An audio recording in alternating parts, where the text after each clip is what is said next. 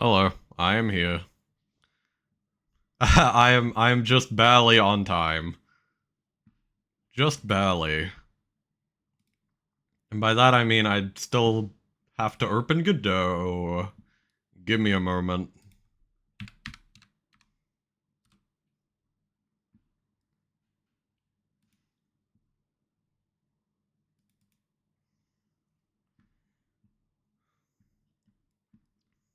Okay. We should now be good to go.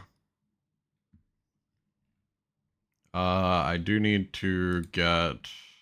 What is it? Godot captures up? Yeah, there we go. Alright, we are here.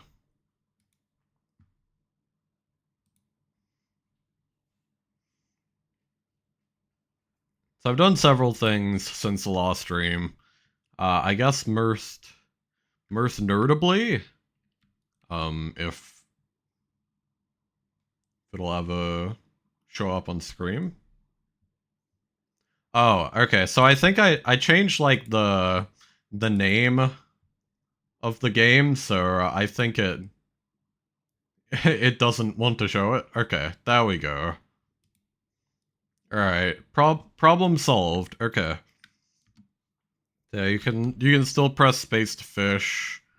Um, yeah, you have those fish. This still has nothing because I had to cut a bunch of fish that were planned. But you have some like fish up there. You have some over here. You have some more rock skippers there. And yeah, these all have like corresponding items as well. We can go down and give it one more go.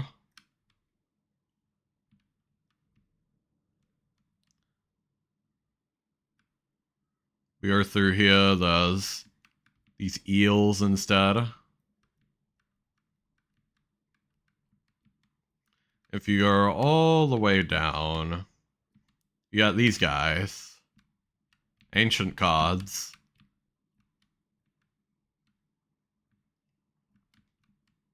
Hell yeah.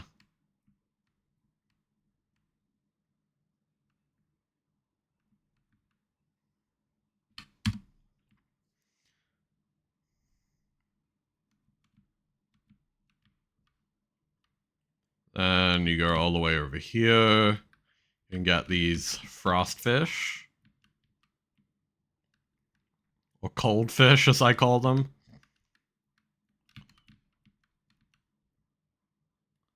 Let's try catching one of these.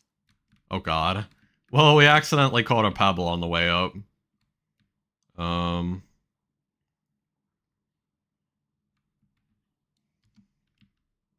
try and get like an eel and a cold fish.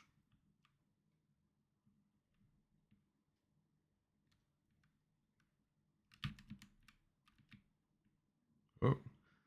There you can see how I had to utilize the what's it called, the... Oh, I accidentally missed my opportunity to get eels. That's okay. I think maybe you can actually get eels and cold fish at the same time. I guess you'd have to get like Fugu or Ancient Cod in order to get cold fish as well. We can get like 2 of them here. Let's see. There we go. We got 2.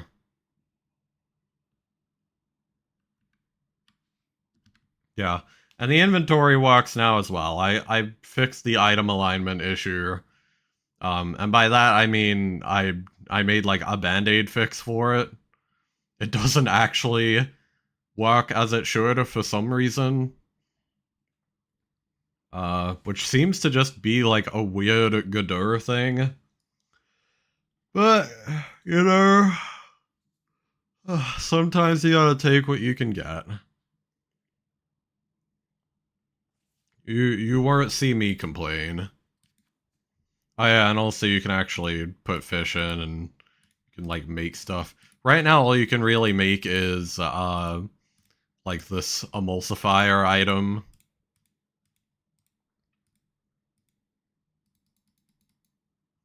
So yeah.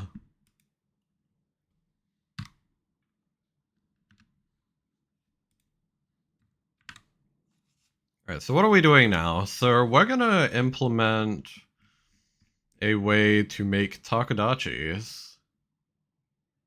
Also, is there a way to hide...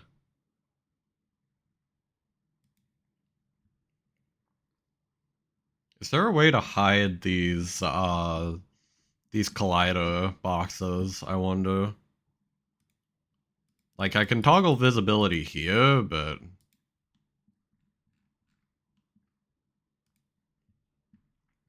I'm wondering if there's a more elegant way to do that. Let me look this up. Hide collision shape in editor.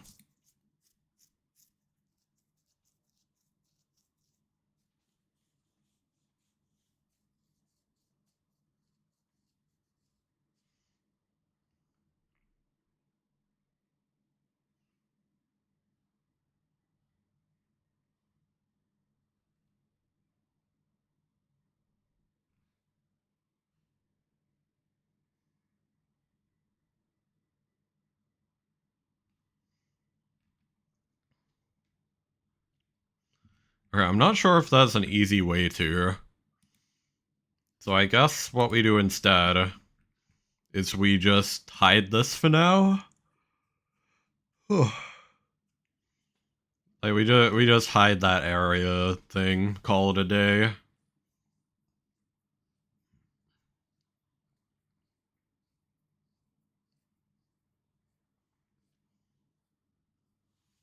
So I guess now we just make a new object. We will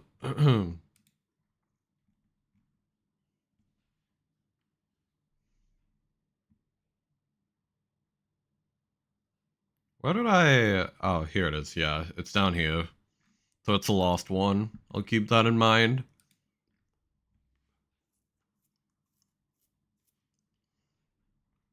So I guess we save that as is. Actually, we're gonna have to hide this for now. We can actually just make a new... like a new scene.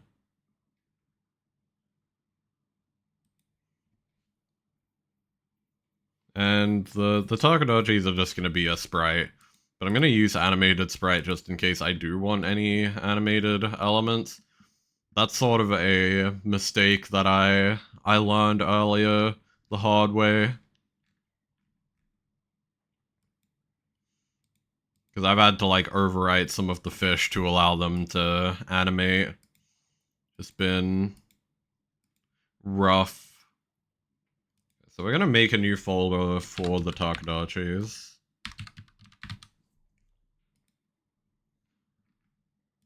Yep, so that's all good. And I do already have some sprites ready. I drew these last night, actually. We're gonna select all of these.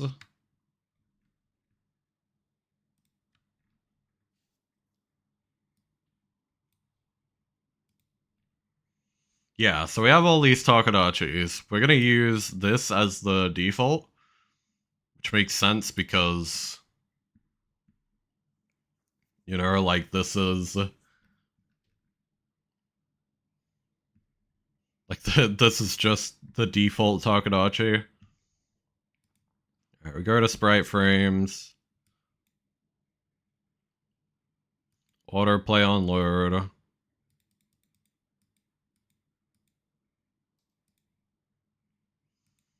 So yeah, we're gonna make an animated sprite technically, but you know, it's not actually a animated sprite. We're gonna call this like world.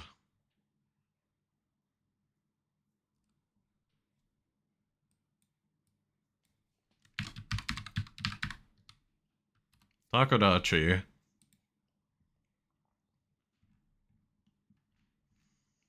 Takodachis, they only do a couple of things. They're not actually gonna, like, do much, honestly, because there just isn't time to implement, like, a lot of features with them. All they're gonna do is that they're just gonna kind of flirt around and look cute. That's all they do.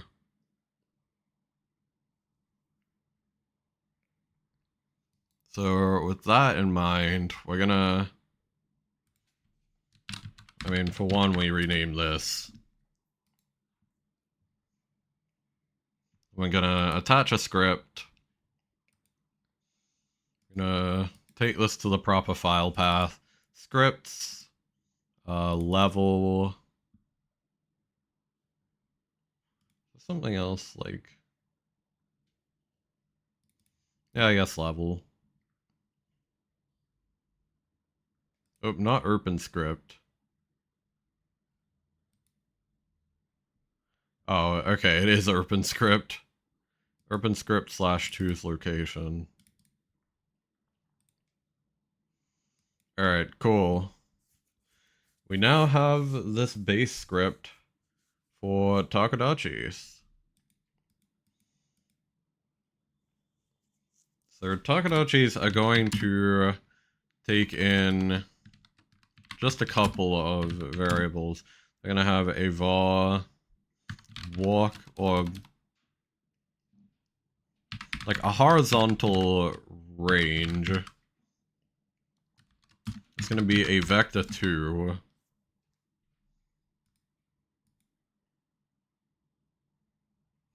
We're gonna call this a worm range, actually.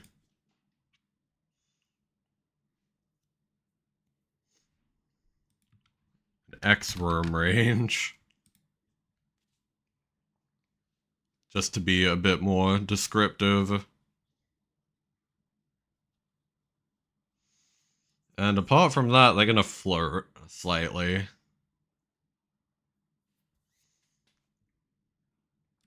We have a var base y. And we'll essentially just get global position.y to set that, the base y.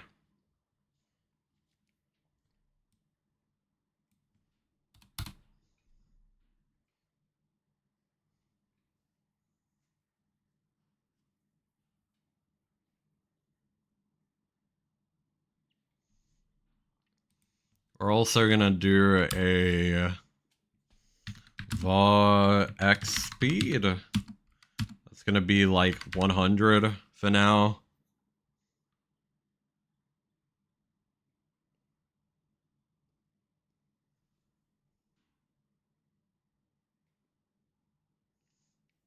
We're gonna have a var is roaming. Gonna be false for now.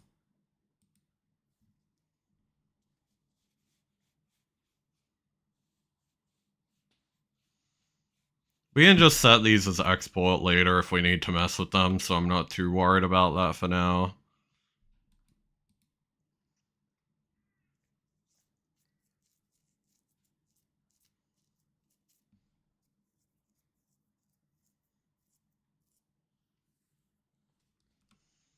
Var destination x equals 0.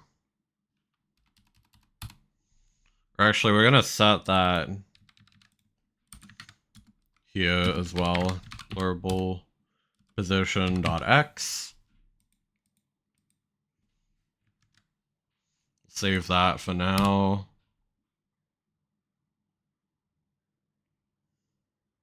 Oh yeah, and we're also gonna have a var worm frequency.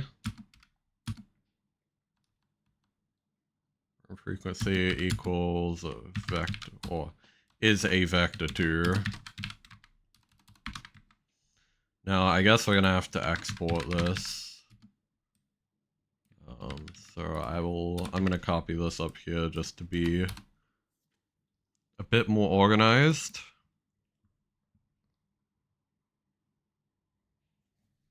So this is how frequently this Takadachi worms.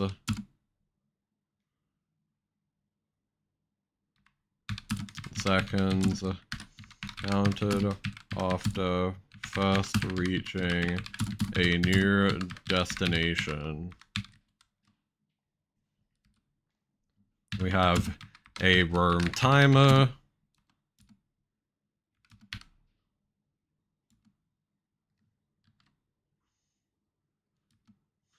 So this is current timer until the Takadachi worms again.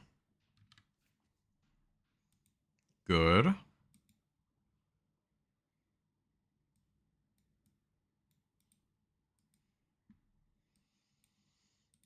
we're gonna set the worm frequency to like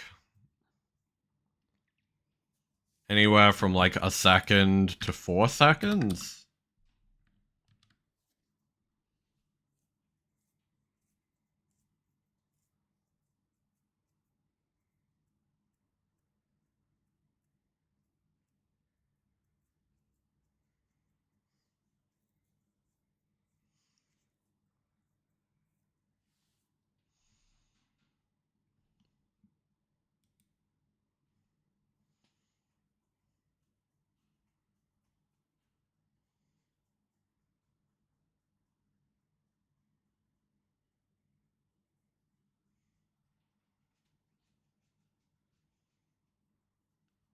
I think that makes sense.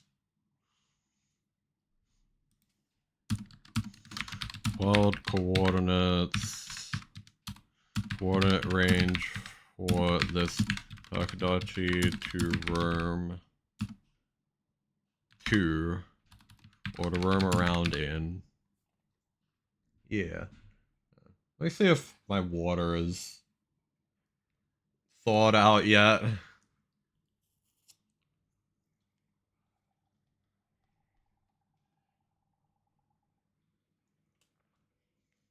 My water is only slightly thawed out. And also the cat is here to cause trouble, as she usually does.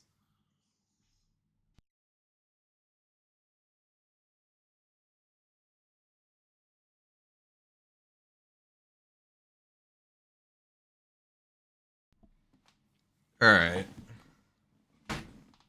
Oh god. Accidentally bumped into my PC tower a bit. Uh-oh. Not too hard, but I don't like doing that, obviously.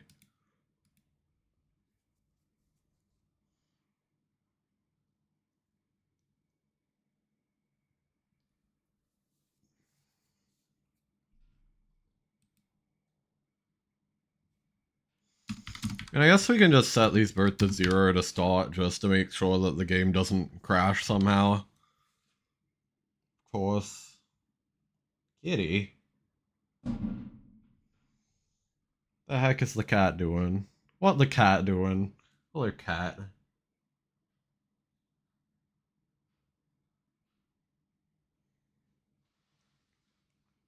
God. My cat is so clingy. She won't leave me alone. It's like circling all around me and everything. Alright. Enough getting distracted by the cat.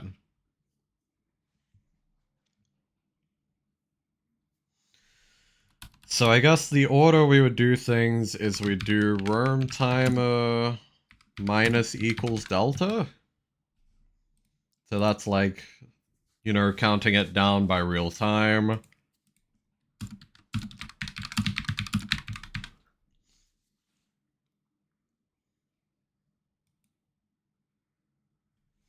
I guess first we'd have a function set timer, set worm timer,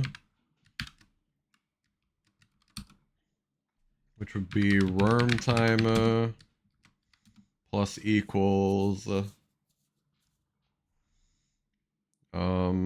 random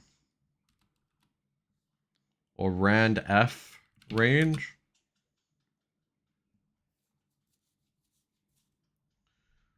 So that would be between worm frequency dot x and worm frequency dot y.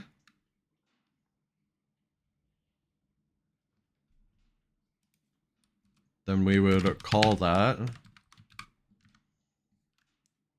from start time to a random value.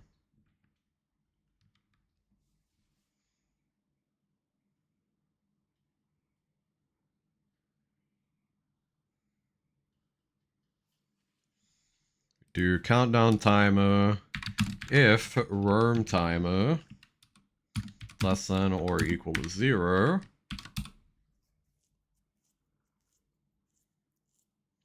Then we do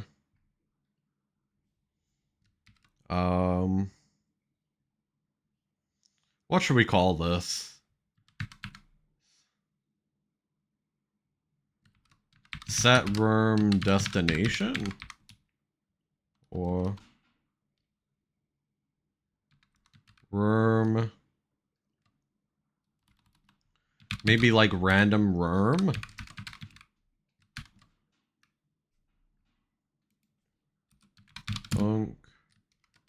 Random worm.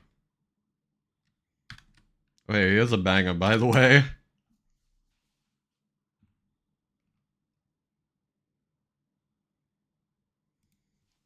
Okay, so I guess this is if is worming equal, or if they are not worming, it'll do all of this.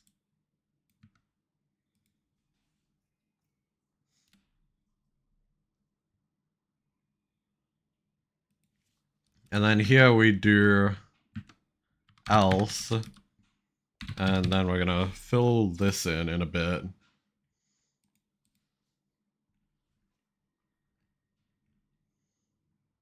We'd set destination x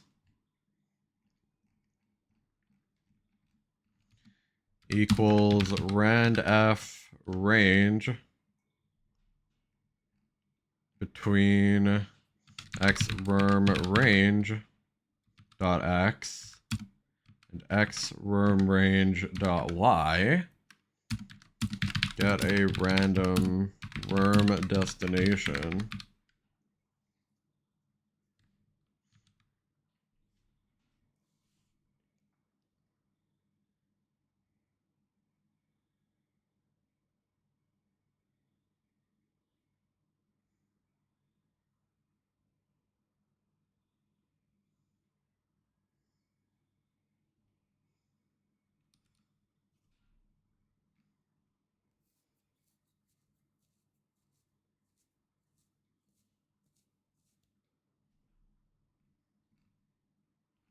Sorry, I zoned out for a little bit.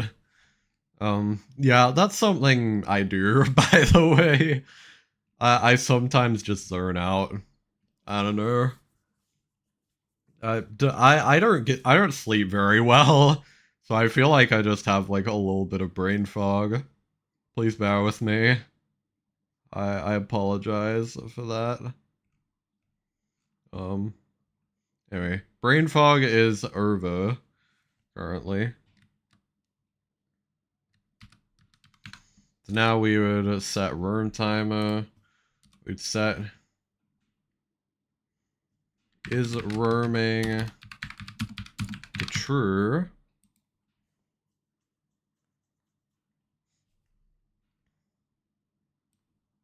Or I guess we'd set the timer and then set worming to true just in case. Technically just slightly better ordering.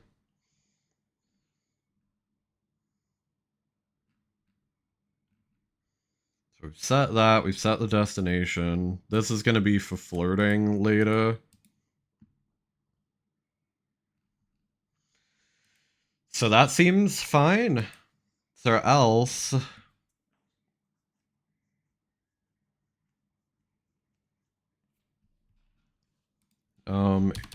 we do if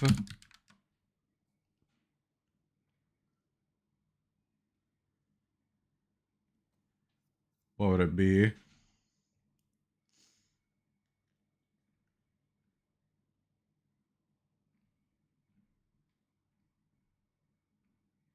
Okay, we'd actually do global dot or global position dot x plus equals.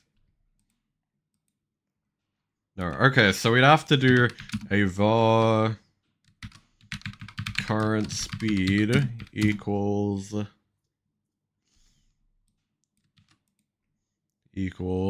x speed if destination x is less than global position dot x.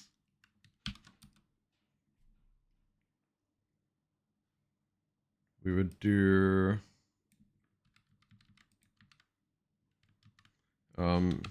we'd do current speed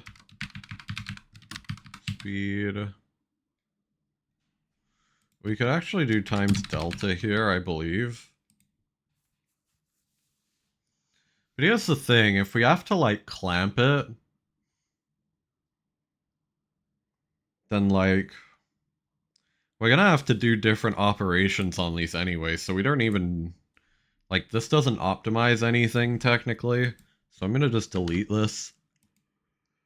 Oh, so then we'd actually do global dot or global, let's go position dot x minus equals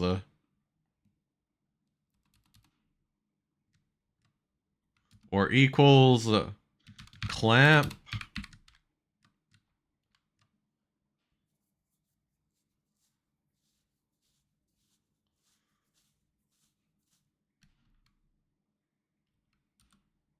I guess clamp F. We do clamp global position dot x plus, or it would be minus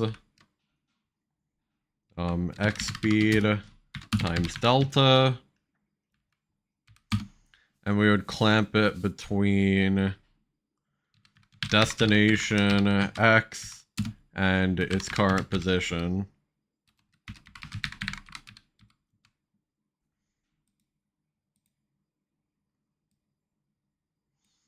Then here we do else, then we'd copy this equals plus, and then we'd have to switch these around.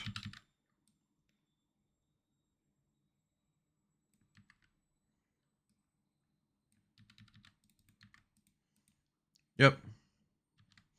That's how that would work.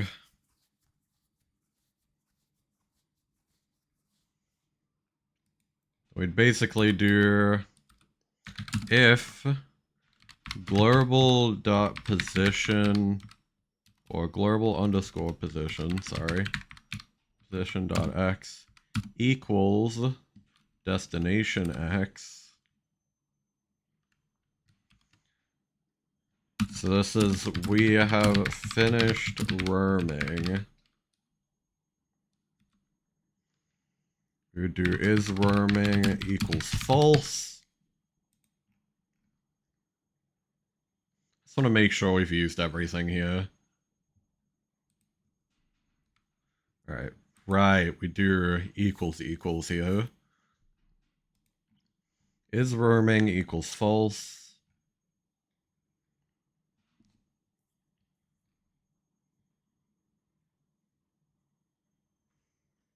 Which would then set this.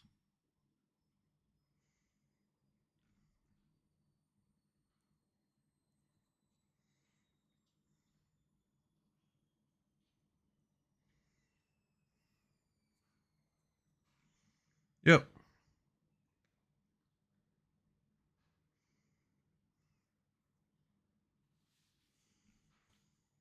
So currently, this just means Takadachi will randomly roam. And we may actually be able to observe this somewhat as well. Like, say we set this to like 20 to like 200. We can now run this scene. We will see.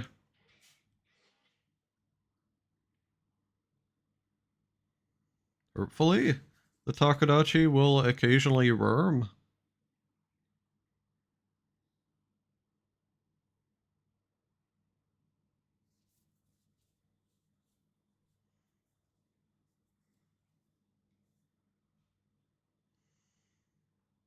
So it seems to...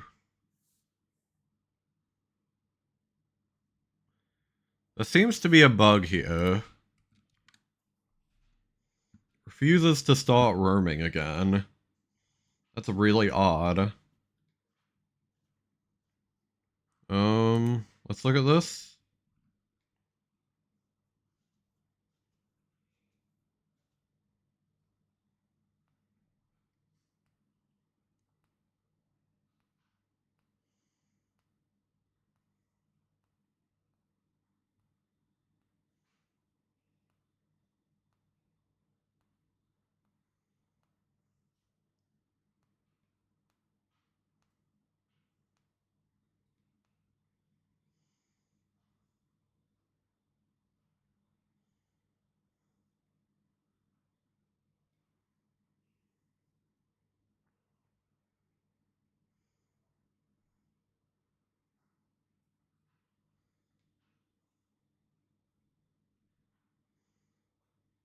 This is really odd. It's not actually doing it correctly.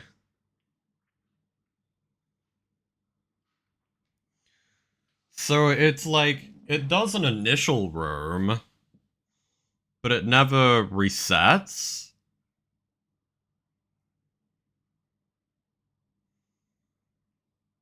It goes to its destination. And then it just stops. That's unusual. Um...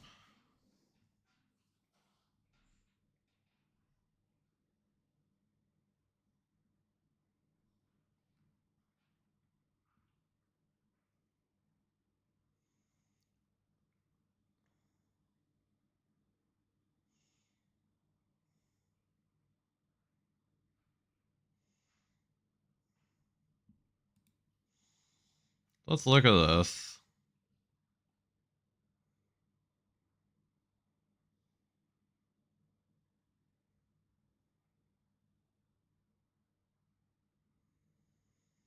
So I'm guessing it's never setting this to false? Which is odd because this should be clamping it adequately. But I guess maybe transform doesn't go as precise as a flirt. And that might be the issue.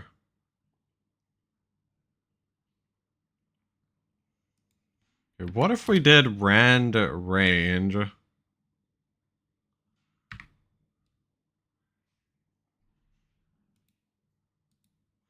Like a random integer range.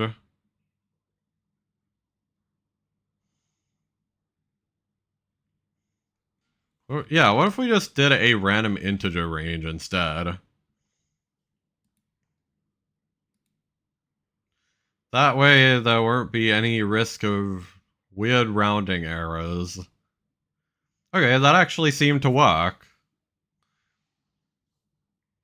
Takadachi now just roams as it should.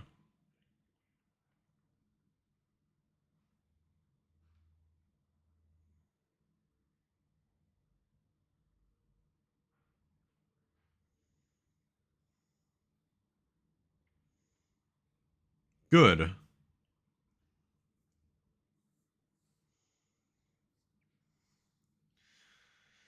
Now, we do when we set a destination, we do need to do a check if destination X is less than global position dot X, then we should do flip H equals true. Then we should do an else flip H equals false. There we go.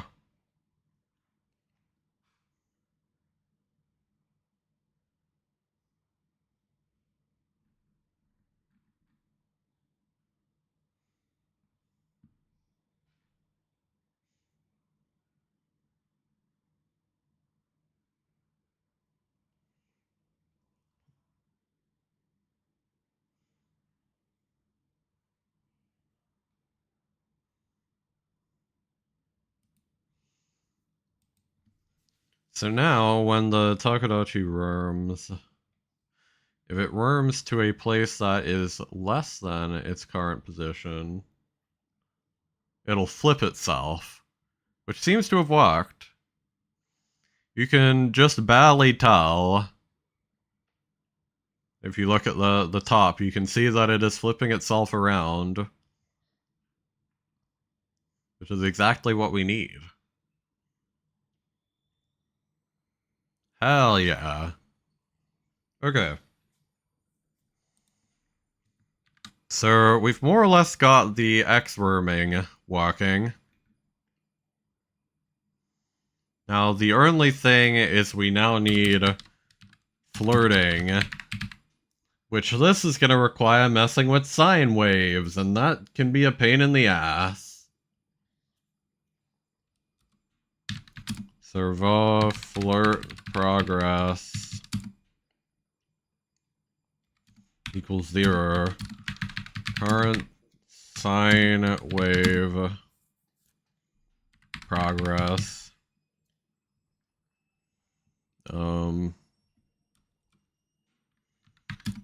Flirt speed. Gonna be like 1.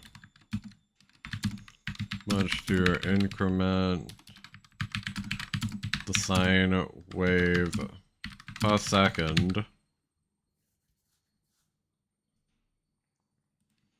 Might do this as an export, just to make things a bit easier.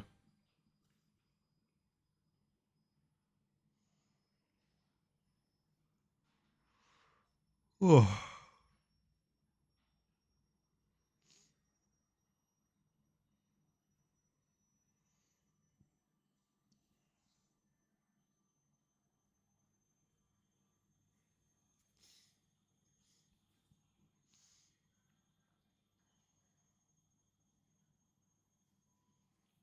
And then we'd finally have a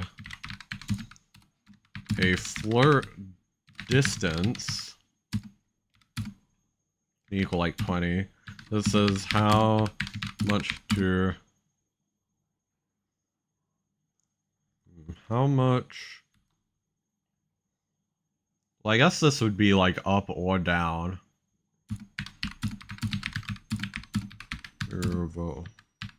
While flirting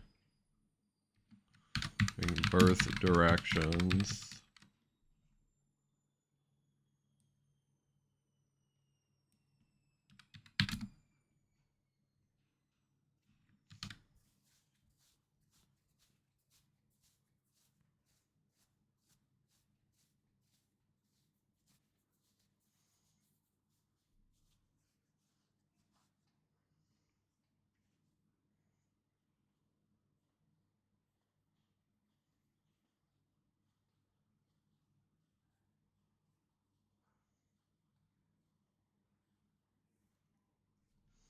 Yeah, I think that's accurate. This is horizontal movement. I'm gonna just delete this. We're gonna do vertical movement. gonna be flirt progress plus equals flirt speed times delta.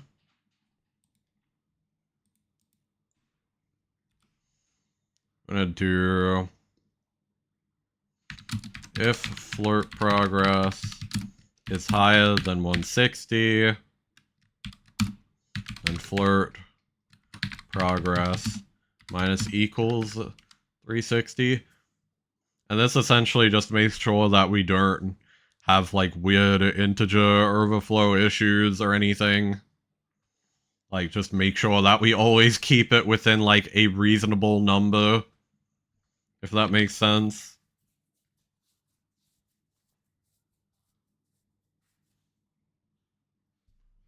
So then, I guess we may as well just indent this. Why not? Then we would do global position dot y equals base y plus flirt progress times sine. Although I am wondering, is this sine? Okay, it's in radians. What is sine h? Okay, I don't think that's correct. Radians, rad to degrees? Okay. Or I guess it would be degrees to rad. Degrees to radians.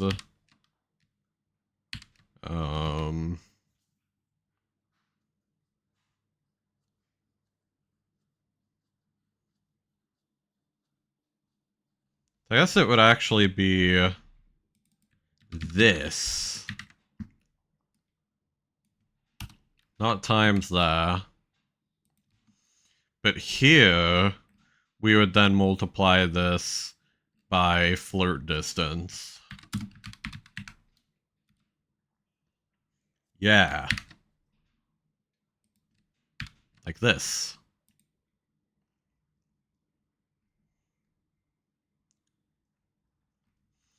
So this should now make it flirt. Alright, we can try.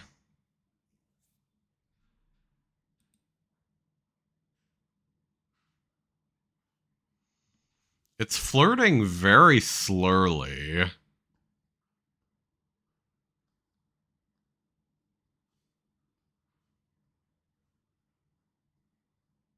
Like, unbelievably slowly.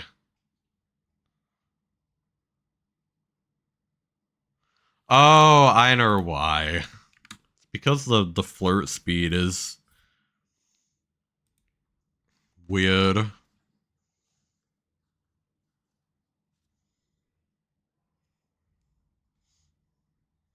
Like, yeah, this is flirt speed times delta.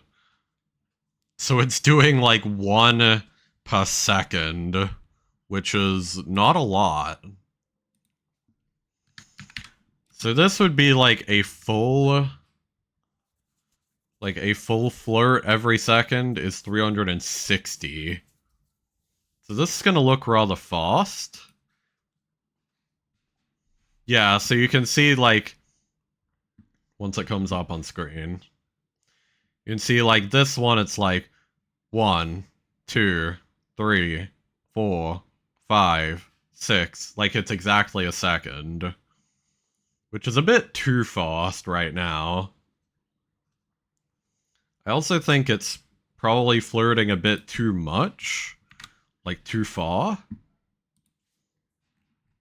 Like, if we set flirt distance to, like, 10 instead, then we're gonna set flirt speed to 180. This should look a bit more gradual. A bit less stupid. For lack of a better term.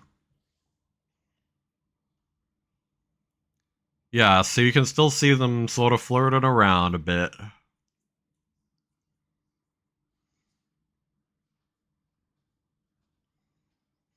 Yeah, this is essentially all the Takadachis need to do. This is what I wanted.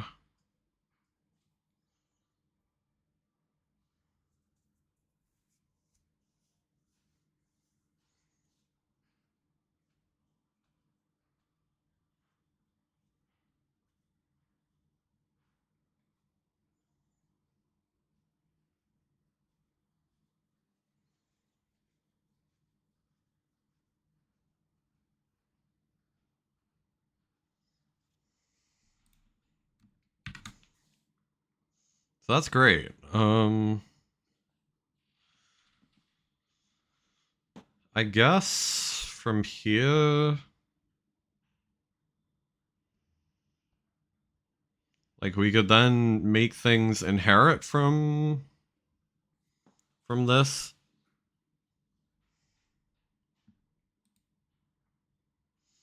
Could you like scale this to make them big as well? Okay, cool. That seems to work. That'll be helpful for later.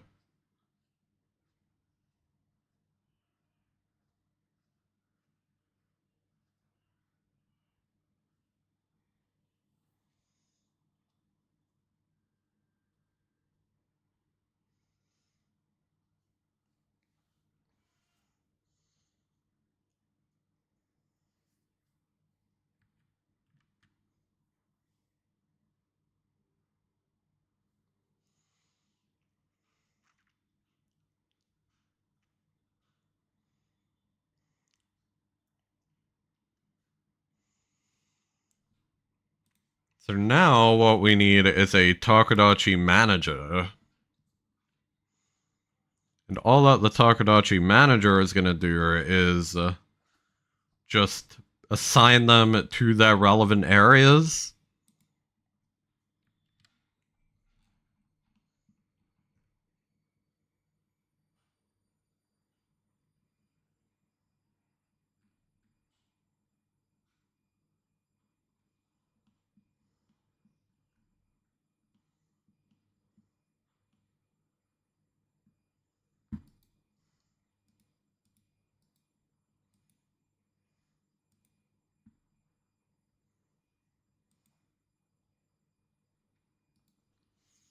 I call this Takadachi manager.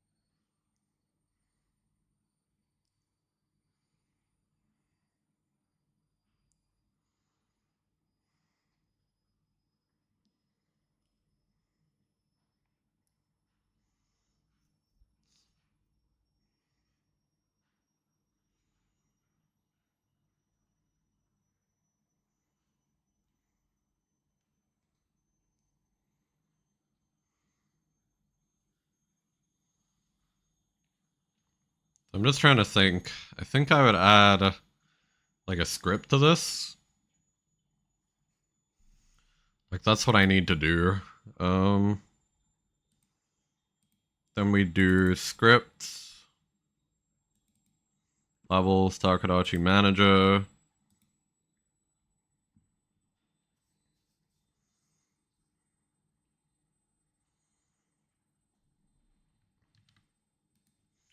We do var left area or amount in left area equals 0, var amount in right area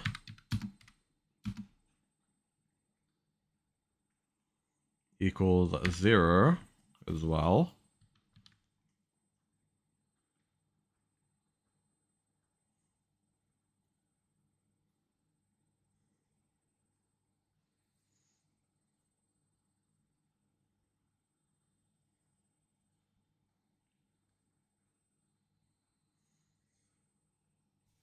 So I think what would be easier is if we just made a list of like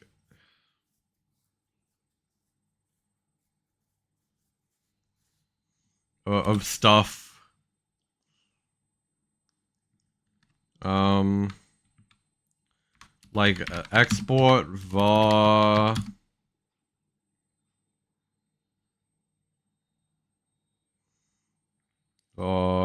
can you make an array with like a certain data type? Like that only accepts a certain data type. Target types.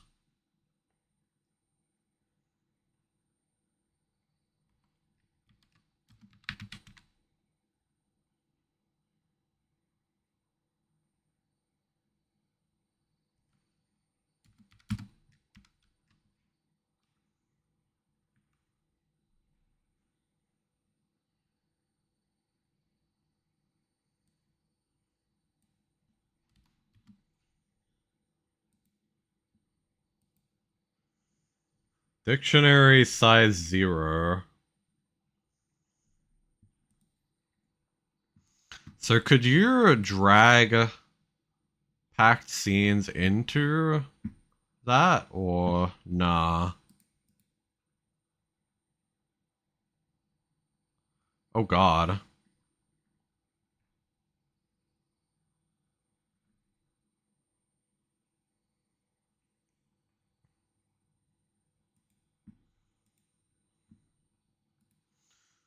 Let's look at this. Gadur packed scene array?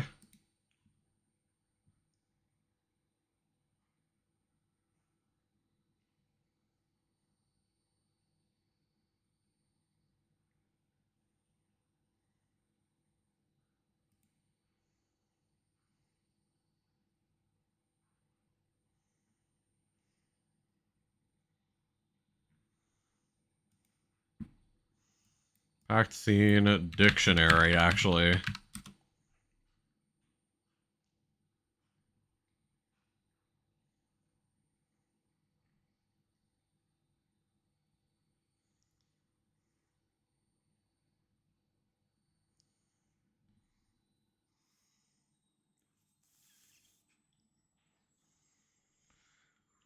Um, hmm.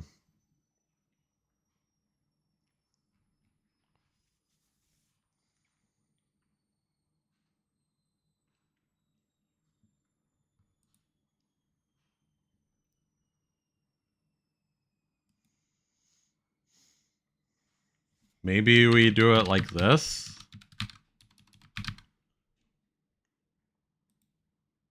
No. Okay, so that's not gonna work.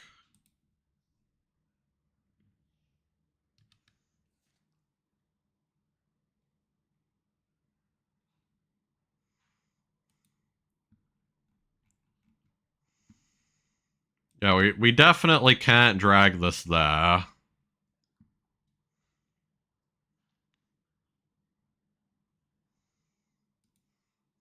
Instead, we'd need to do it as like a string.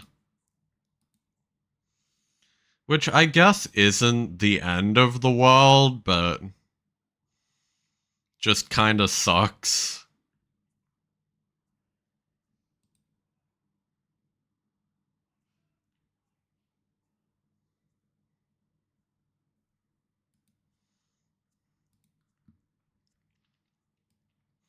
Okay, what if we just don't even bother exporting this? Right, we do this.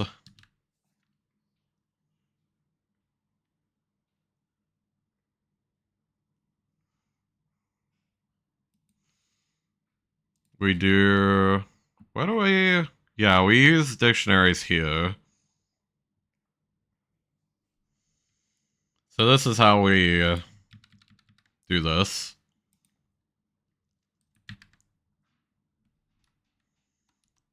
Then we do...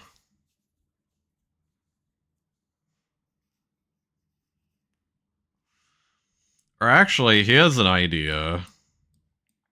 What if we put packed scene here, and then we export this?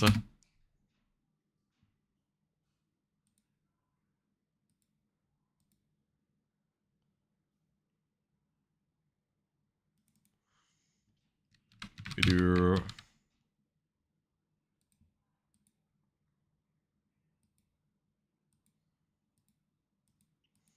It says null. Okay. So that's not gonna do it.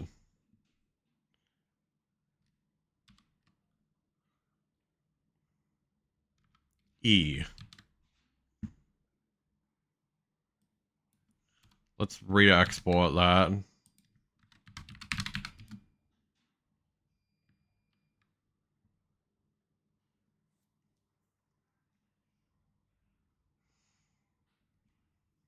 Okay, so yeah. We're gonna need to do it like that then. Just to make things a bit easier.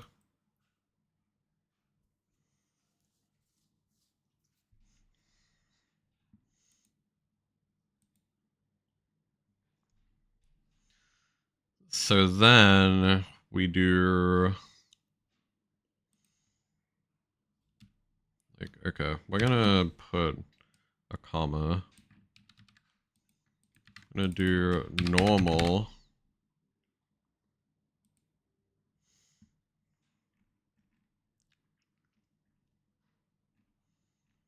And that's gonna equal... Where is the Takadachi? Where are you? Yeah, world.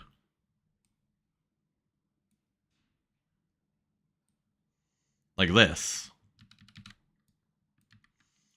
So it's just gonna store the paths.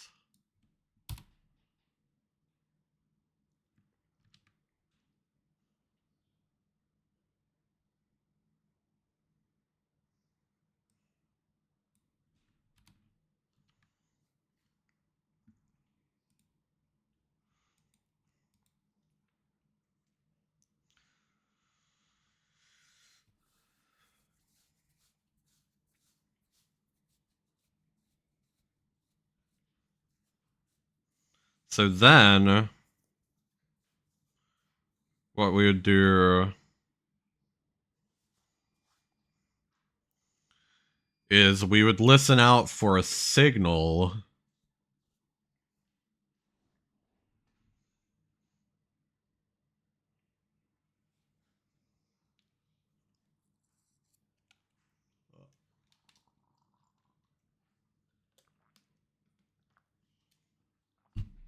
We would listen out for a signal, and then that signal would cost a flirt as well. Like, it would come with a flirt. Cost the signal.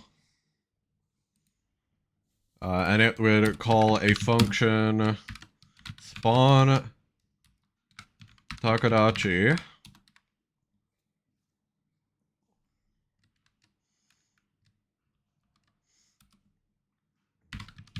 We would do a string, which is going to be, like, I guess we'd have the variable talker type.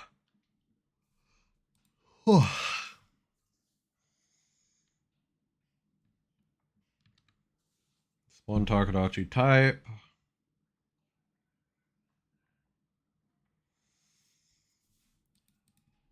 Basically do if Takadachi types brackets string taco type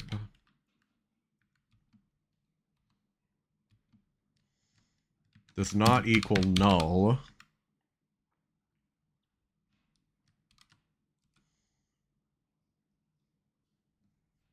Okay, we'd actually do like a var underscore check check Yako? Check taco equals this. So currently, this is like the taco that we're checking. Check for this taco in the dictionary. So we do that. We check if this is not null.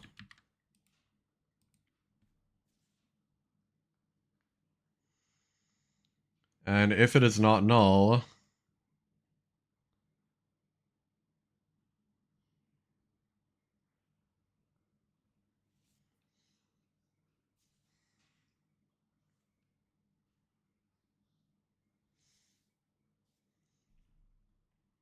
actually, is there a way to check if dictionary has key?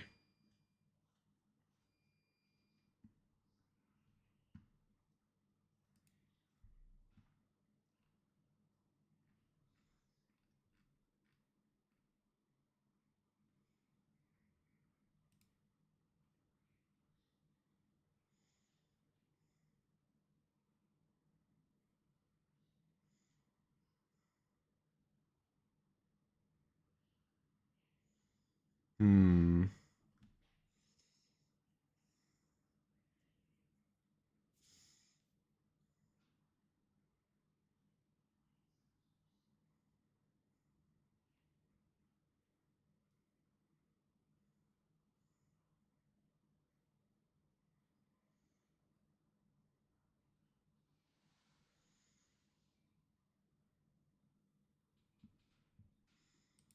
Okay. So then we would do var taco object equals load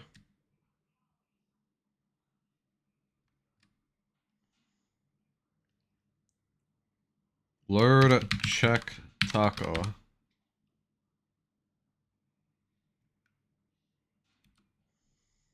We do ta object dot instantiate.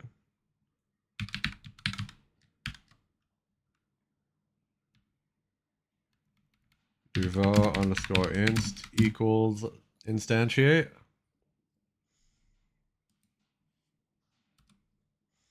Underscore inst dot add or dot. Actually, do self dot add child underscore inst. Yeah. Now, the only thing is we would then have to put this taco in a valid place.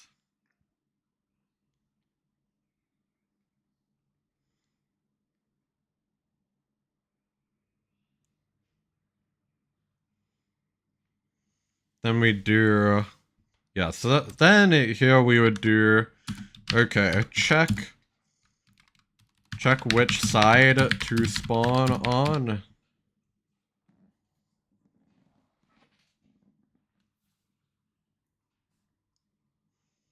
To which we would do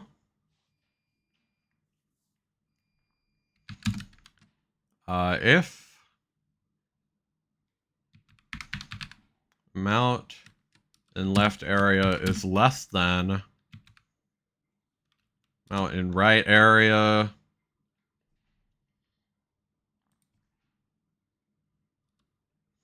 Okay, var. Here's what we're gonna do. Var underscore side equals rand I 1. So where 0 is left and 1 is right. Then we would check this to see if the amount in left area is less, then we overwrite this to always be on the left. Do side equals 1. Then we do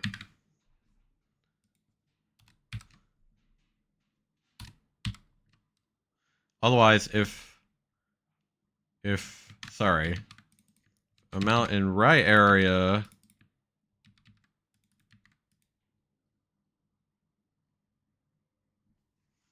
is less than amount in left area, then we overwrite this.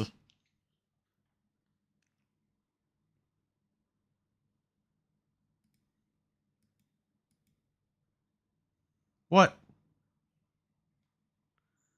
What does this do if not accept a maximum?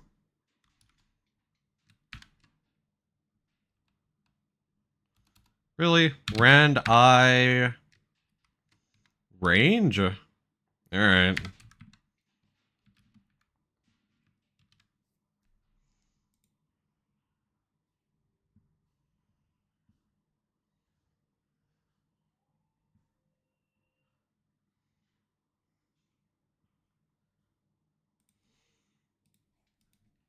Consider rand I range.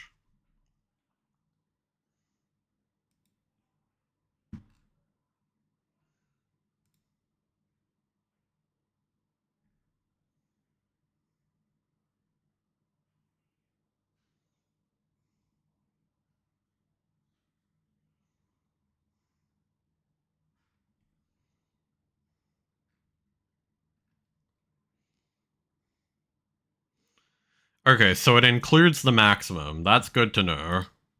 That's what I was checking for. I wanted to make sure it includes this number in the randomization.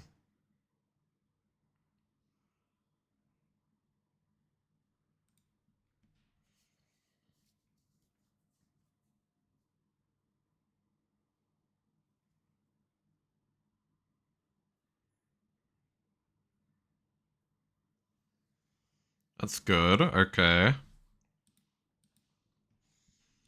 We do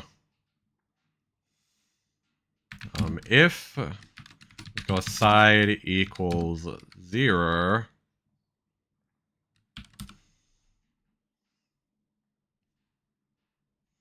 and underscore inst dot rem. God, what is it? X rem range. I'm gonna have to double check this. Yeah, X rem range.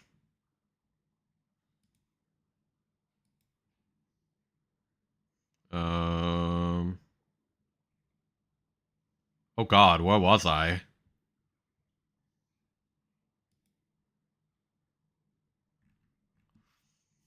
Right, I was in Talkadachy Manager here. Rem range dot x equals. All right, let's actually look at this.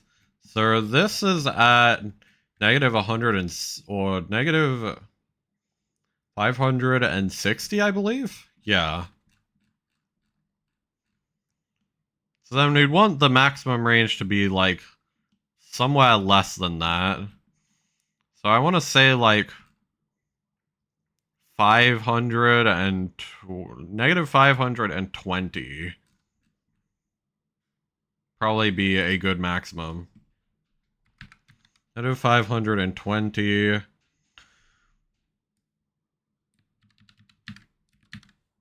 We'd set the maximum to be however much this is. So it'd be half of this bridge's size. So the full bridge is 238 pixels.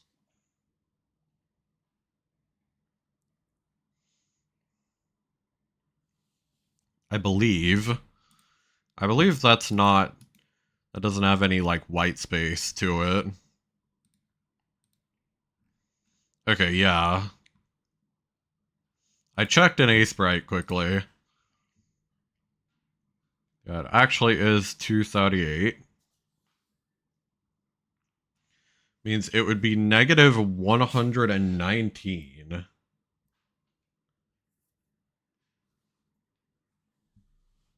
Okay. It would be negative 119.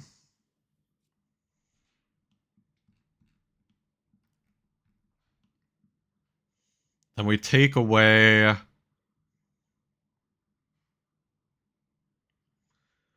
another 40? Negative 119. Like this. Then we take away another 40. So that's the room range if it's...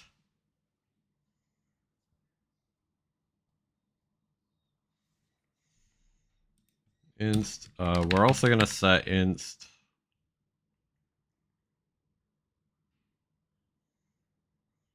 dot global position dot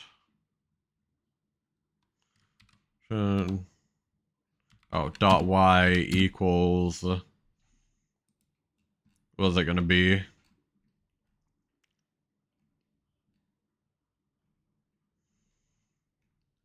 It's gonna be like about the same as her, except it doesn't tell me where she is.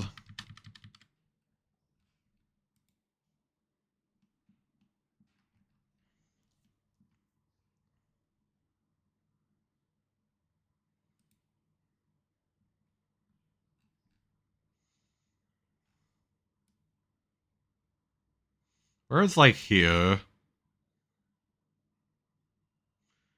To negative 29.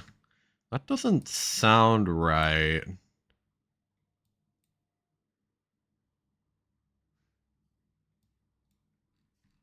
You sure about that? Is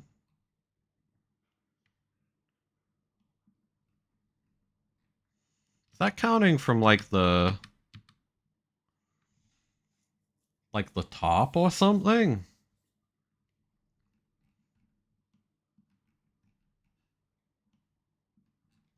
It's really odd. I need like an exact point.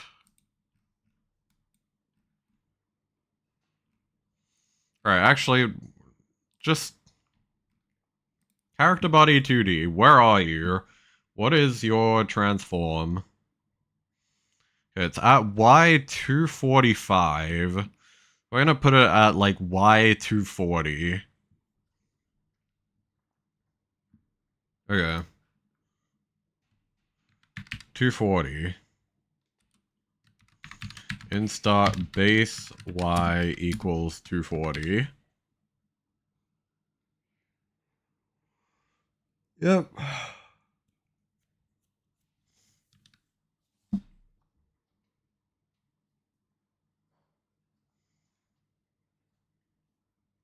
So I'm gonna set that.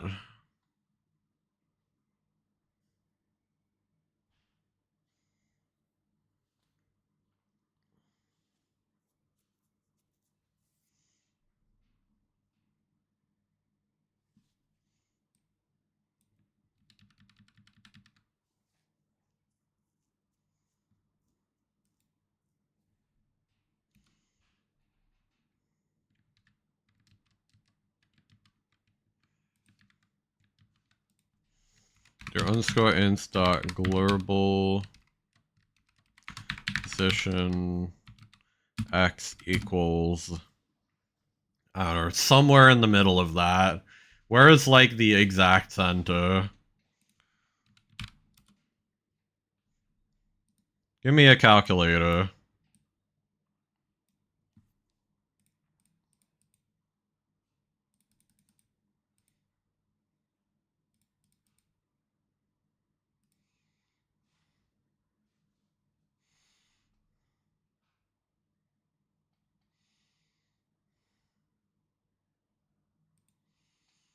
Minus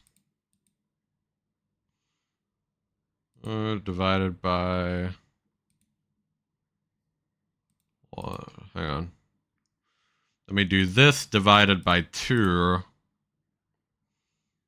It's like negative 340.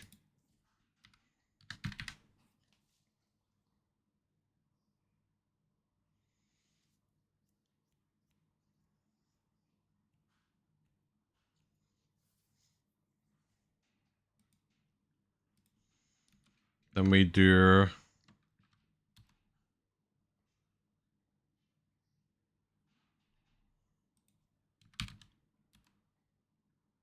I guess we could do these as elifs. Elif. We basically just do the same thing but make these all positive. Although I guess we'd have to switch them around. Just because we're talking like, you know, minimum, maximum. So we have to switch them around a little bit.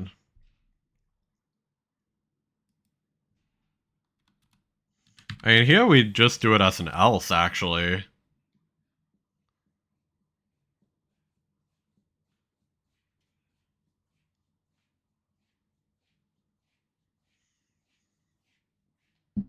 So this is where things get interesting. So how are we gonna actually spawn these? Also, the cat is here. Hello, cat. She has come to terrorize me. Because of course. Kitty. I wonder if she'll, like, vocalize the cat. Can we get any sick cat vocals on here?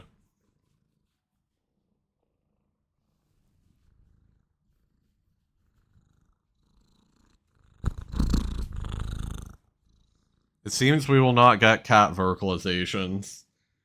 She is being shy.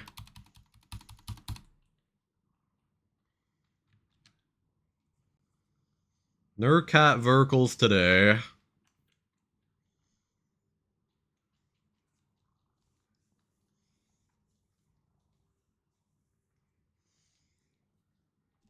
Hello, cat.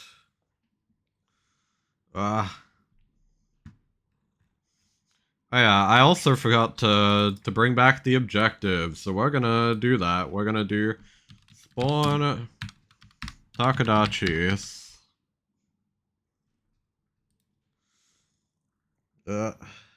Cat. Please.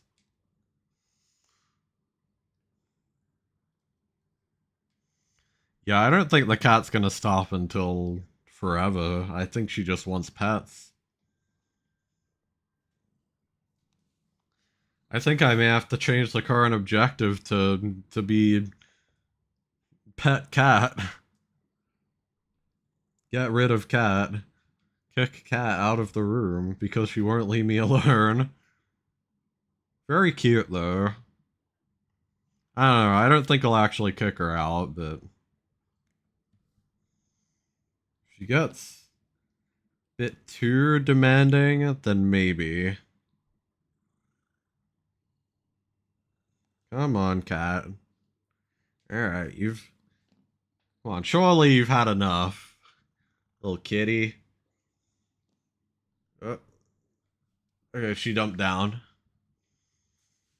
It was true, she had enough. Alright, anyway. Now that the cat is no longer terrorizing me.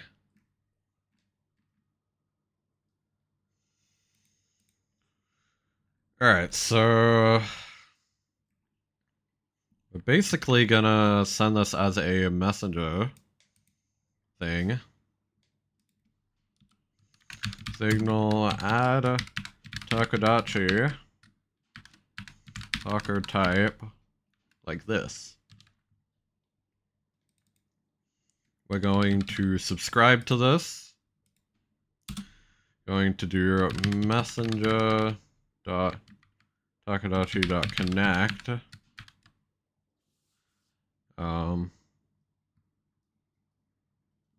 Sorry, I think the syntax for this is slightly different. We do, I think it's messenger.connect, add Takadachi, spawn Takadachi, like this. Like this.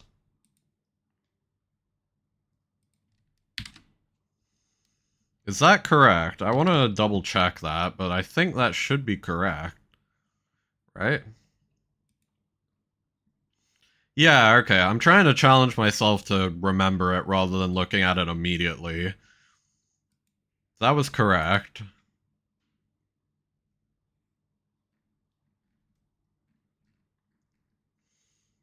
On Takadachi.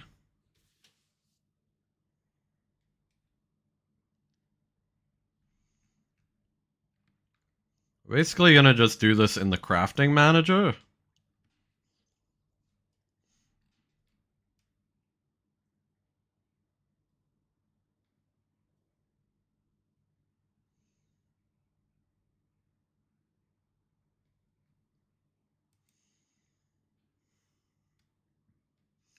So we may actually add this to the crafting UI right now. We may as well. So we're gonna do recipe. This recipe is gonna be this way around. Do this. Whoops. Okay, actually, what if we duplicated this one instead?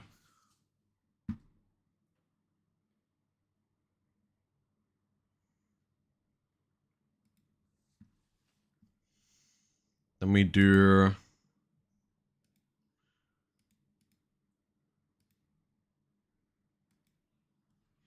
What is it? We do... In here... We just take out this ingredient. And then for this ingredient, we set the item amount to 4. And that is how you're going to make a base takodachi.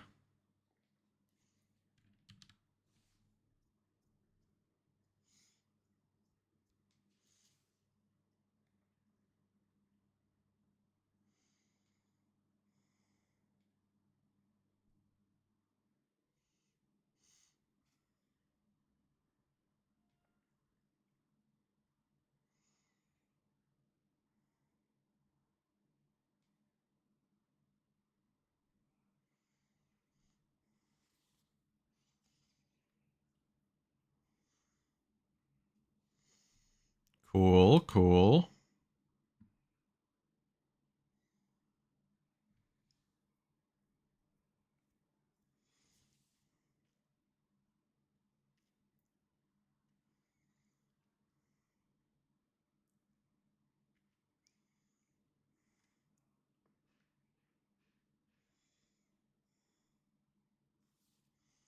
Okay. So in that case, we can now modify the cauldron script. We're gonna do this here. Elif,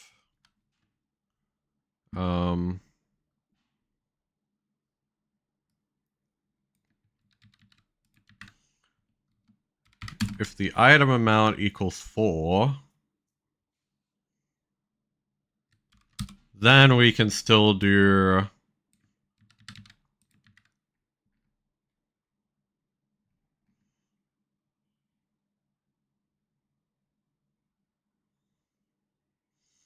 gonna do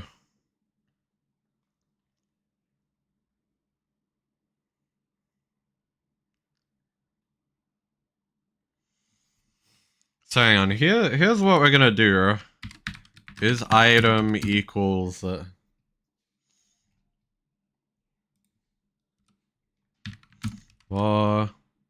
is item equals false or equals, yeah, we're gonna do equals false by default, whether or not this is an item we are crafting.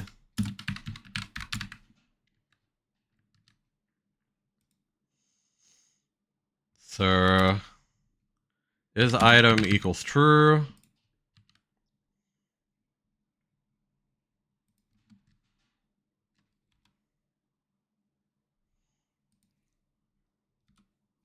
Yeah, so here we would do valid recipe, do normal.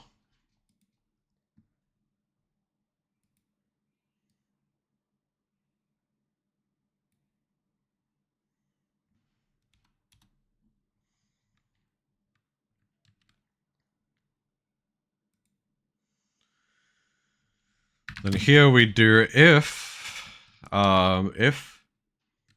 is item, then we would do this. We do else messenger dot add takadachi dot emit, and we would emit result ID.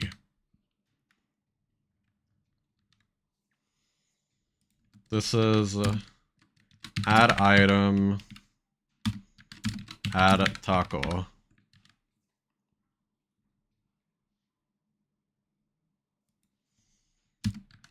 This is normal takadachi.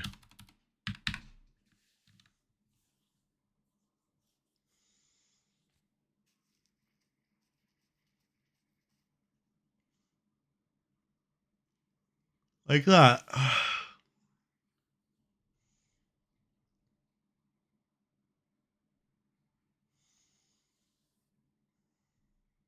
Oh yeah, another thing I want to do quickly.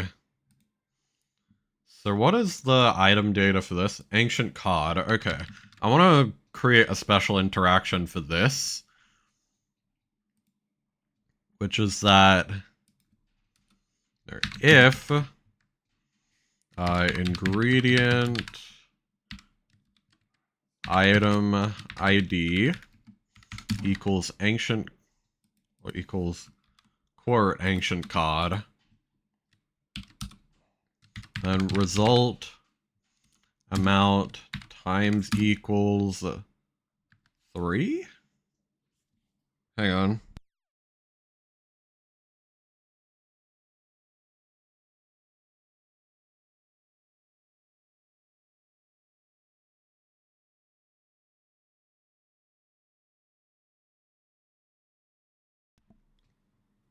Okay, sorry about that.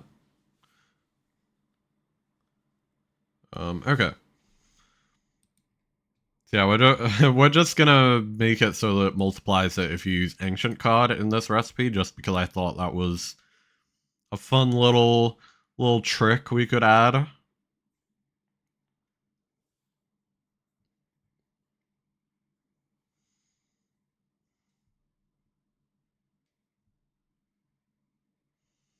We might even be able to add that to the crafting UI.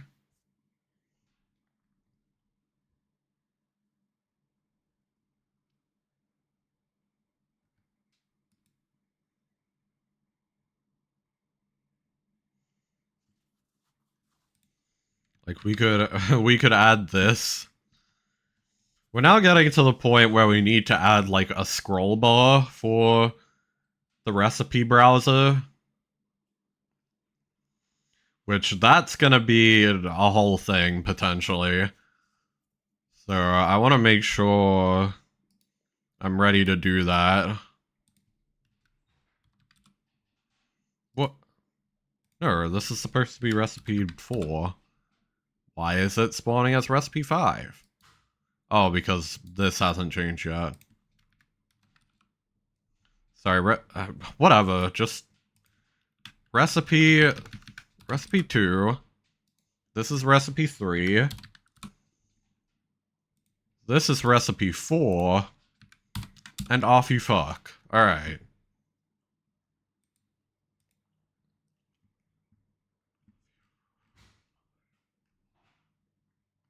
We have items, fish. Yeah, like this.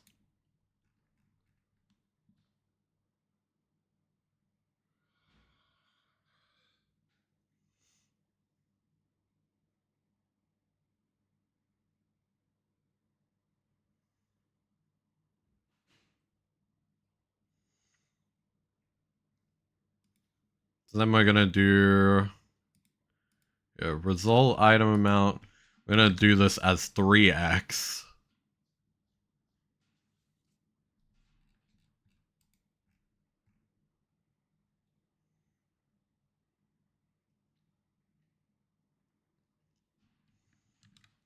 Yeah.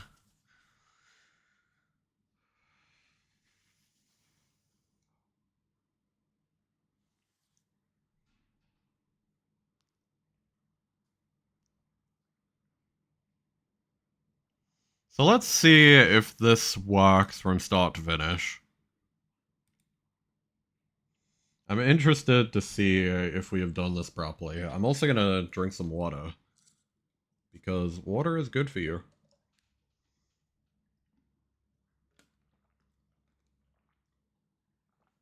Remember to stay hydrated.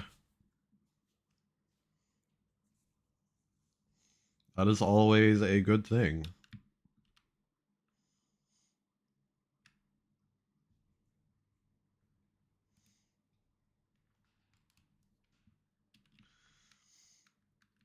So, there are two things we have to check now. For one, we have to check if the ancient cod is spawning.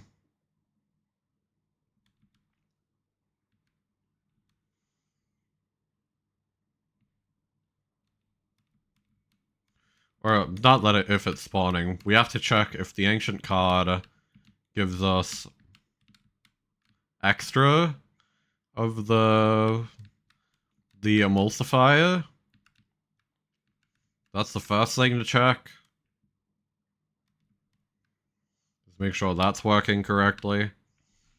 So, we should get 6 from this. Yeah, okay, so it gave us 6. We spawn this. Yeah, okay, there we go. We spawned a Takadachi. Cute. We got him. Nice.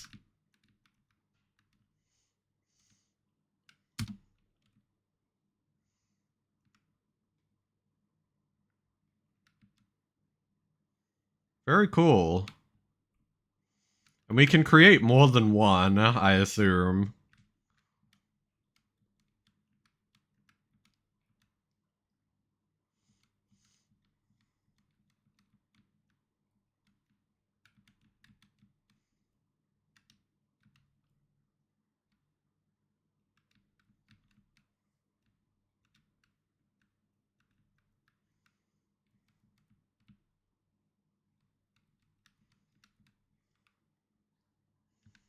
Yeah.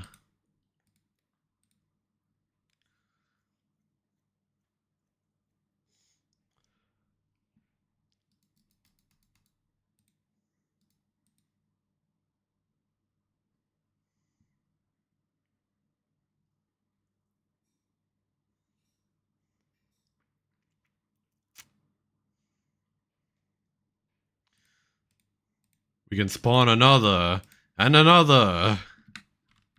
Yeah. We're ballin'. That's so many. And by that I mean that's 3. However, they're not spawning on the right side, which is a little bit... I know why. Okay. It's because we go to script, we go to Takadachi Manager, we... so we have this side variable. Yeah, okay, so here's where we would increment... what's it called? Amount in left area.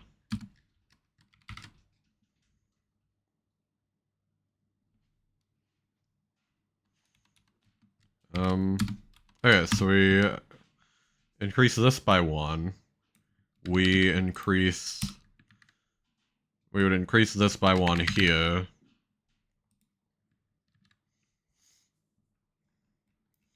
So basically, it'll always spawn it on the side with the least amount, if there is one. Otherwise, it'll just randomize it. Or at least it should.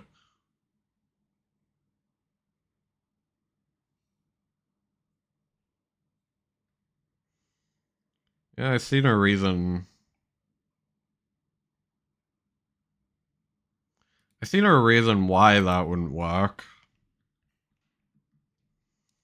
So we should be good now?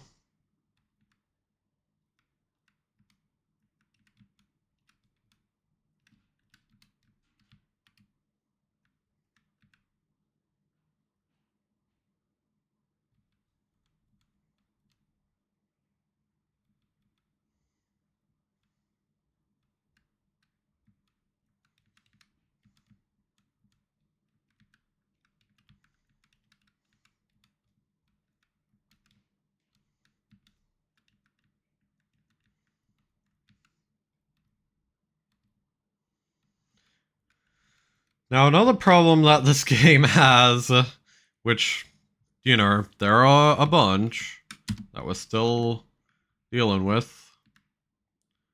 I mean, for one, we don't have a background. We also don't have sound effects. We don't have animations for the player character. So there's still a lot to do, but I'm gonna stay optimistic.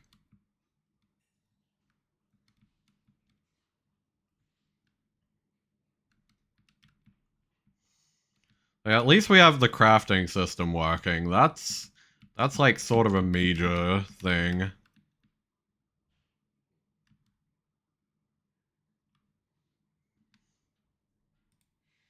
So this should give us 12. Yeah. We can't put them in all at once.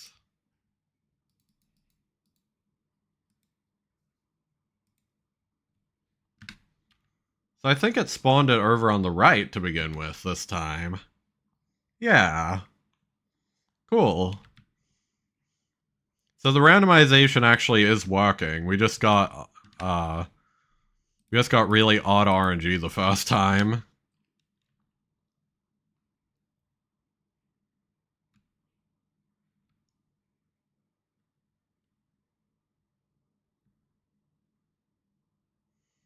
Yeah. Cute.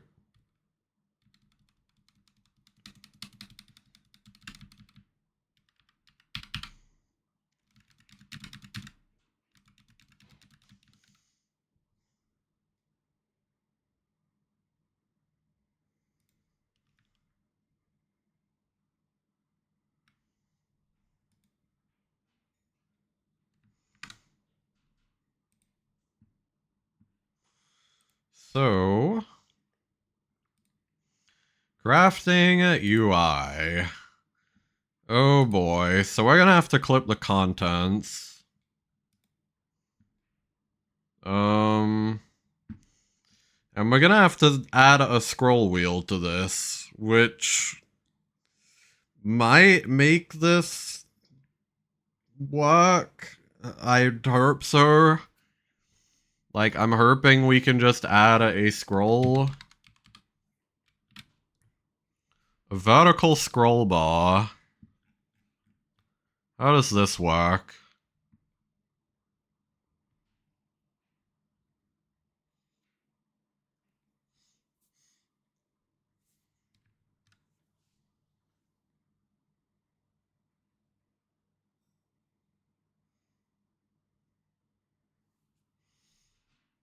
Okay, I can sort of see how this works. I'm gonna put a vertical scroll bar. I'm gonna align this to the top right. Oh god, we're messing shit up. Alright, hang on. I'm gonna push this as is for now. Like, we're gonna push this to Git just so that we have a backup.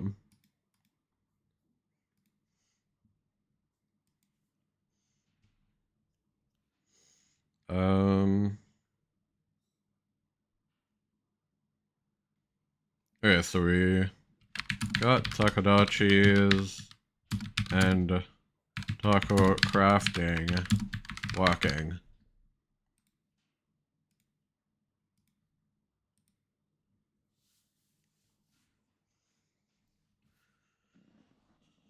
Um.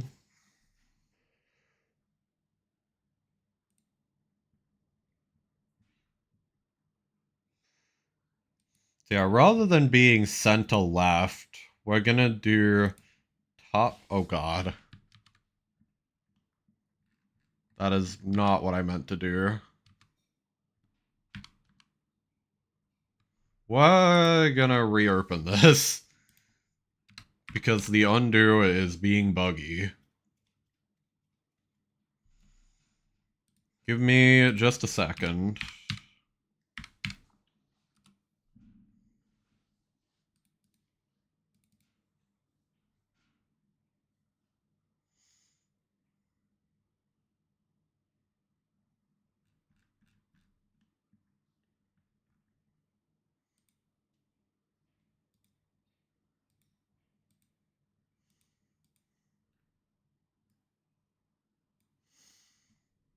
So we have this.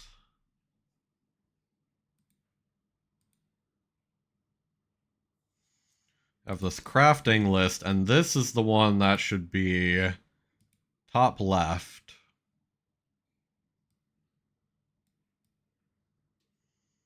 Should be offset.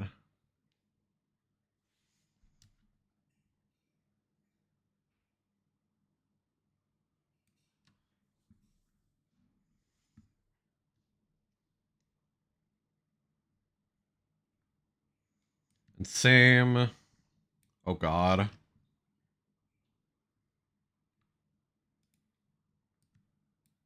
No. Crafting list. You are going. Oh my god. This is so infuriating. Stop. Oh my god. Dude. Okay, look. Oh my god. What is it? What is happening?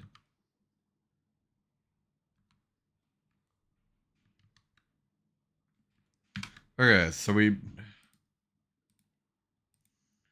do this. We are going to change the position. Oh my god. We are going to change the position of. Oh my goodness. I'm really frustrated. We're going to change the position. There we go. Finally. That's all I wanted to do. Fucking oh my god. That was so unnecessarily infuriating.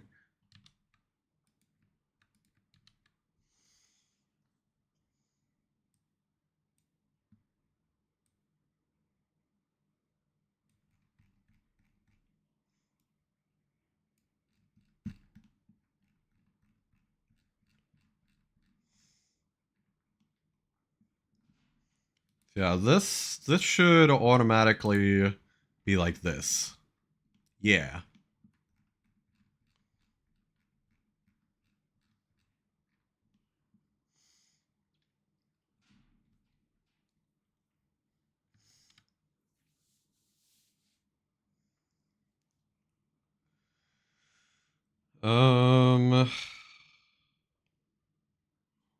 Okay, I'm wondering how the scroll bar works, though.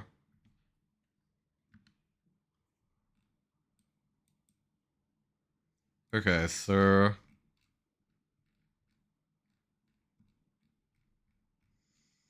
Okay, so currently the scroll bar doesn't actually do anything. Which makes sense because we haven't coded it to.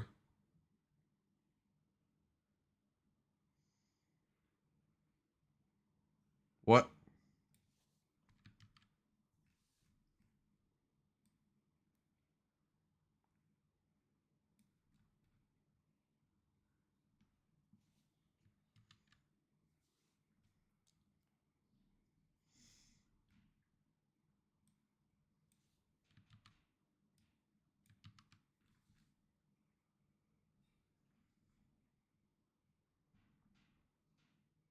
Um... Focus.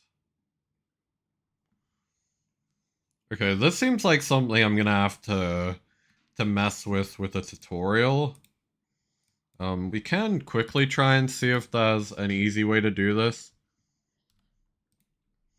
UI scroll bar. Godot.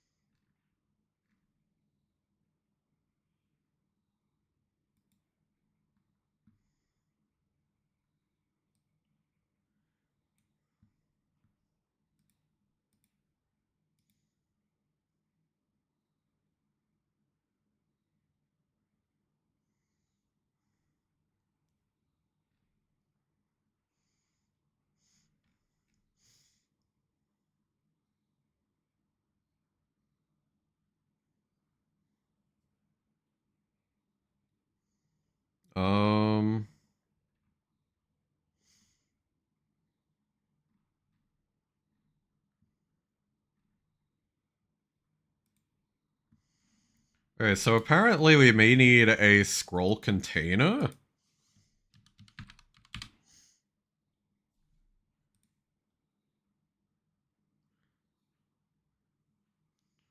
Yeah, okay.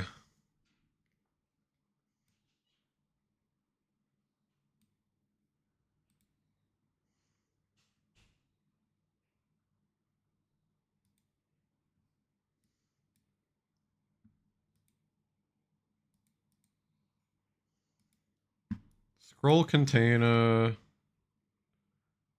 should be full width and height of this, just as it is in the top left corner, I believe.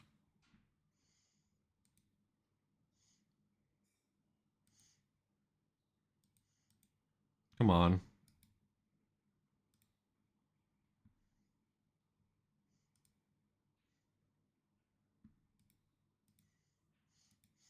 Horizontal scroll. Scroll. 20?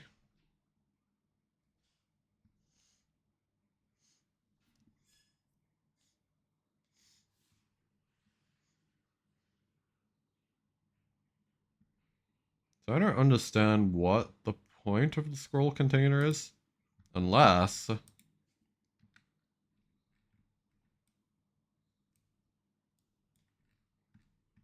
Okay, no. No.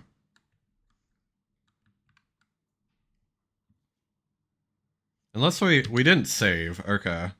So let's try that again after saving.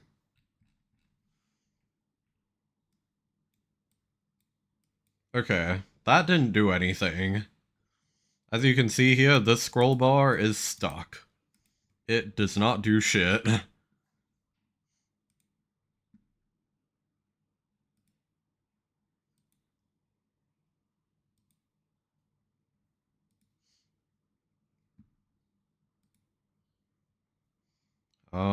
Allow focus.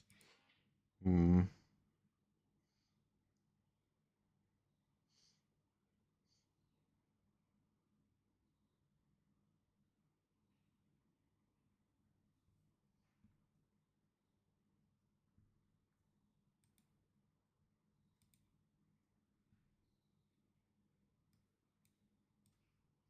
But why does it always keep it there?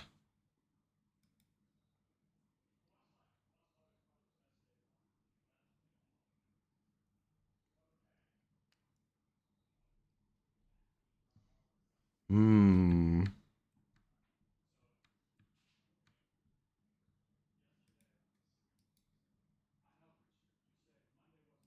We're gonna delete this for now.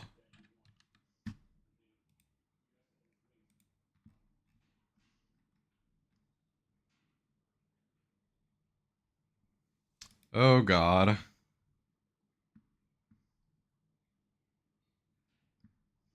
Okay, I'm gonna briefly make the Spotify audio a bit more quiet so that I can look at this tutorial.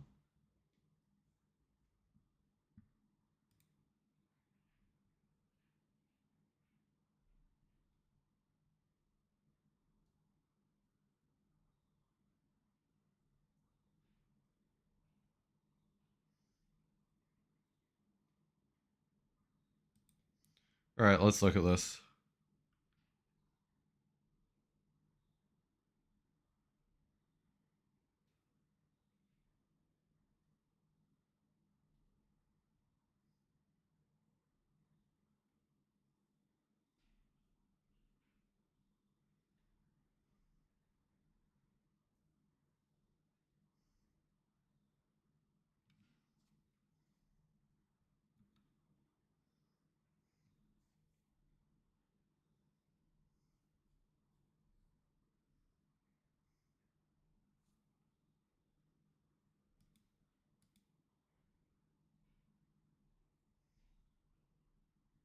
Okay.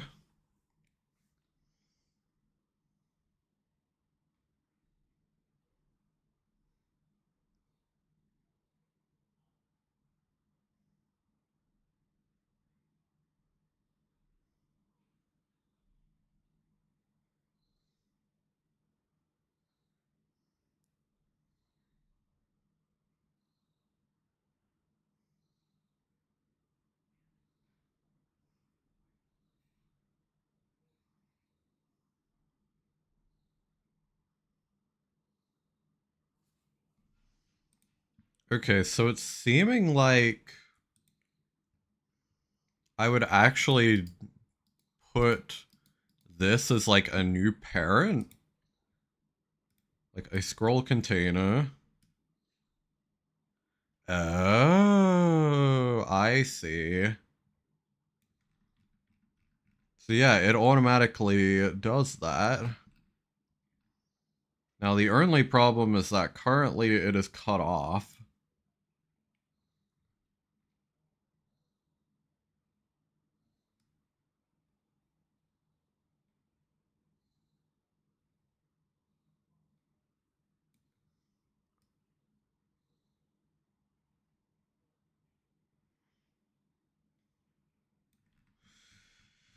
So it's like, okay, so you do this, have it at full. We're gonna, okay, sorry. We don't have it at full. We, given that this is,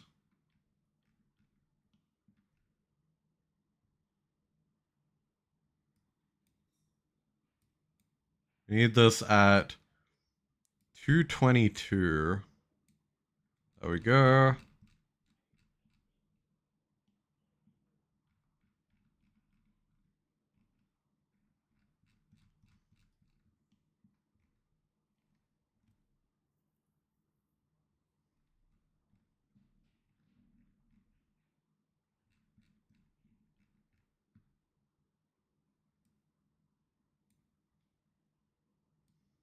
$137 is what we need. Like that. And that should make it work, potentially. Oh, hell yeah. Okay. This just works. That's fucking cool. Now we don't even have to worry. Now, it does cut off the bottom a bit, which is concerning.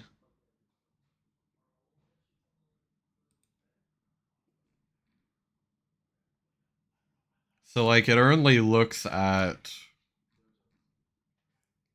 like, it only looks a bit at the bottom. So, like, there's a couple of options we have here. We could either add, like, an invisible element that just works as an offset, or we could see if there's, like, an offset value? Or like container sizing? Could we... Okay, maybe we don't do that. Okay, hang on. I'm gonna fork this off as well. By that I mean I'm gonna git upload it. I just use fork, that's why I said that. Okay. Scrolling recipes working. Yippee. Push that. Happy days. Okay.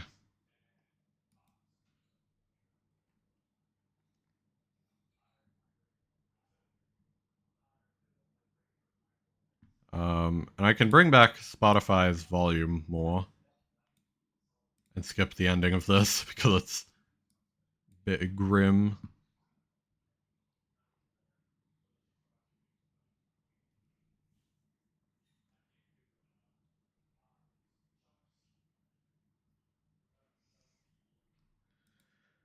Okay.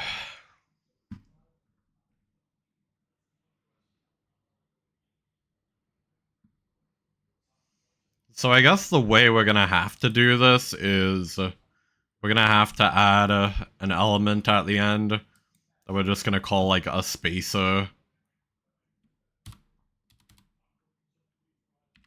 We're gonna just get a panel, right?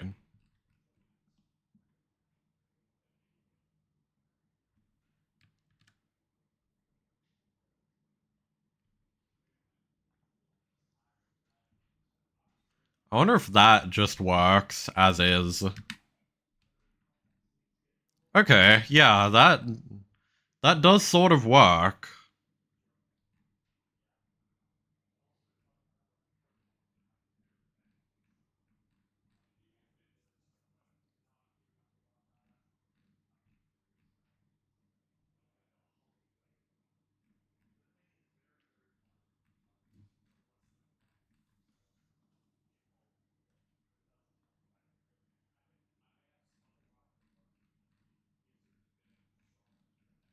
That's good. You like to see that.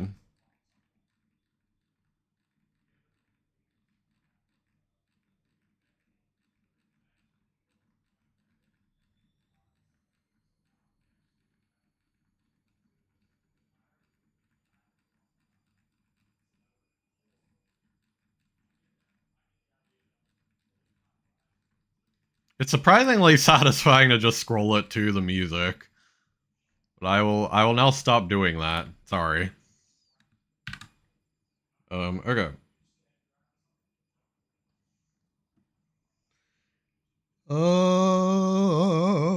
Okay.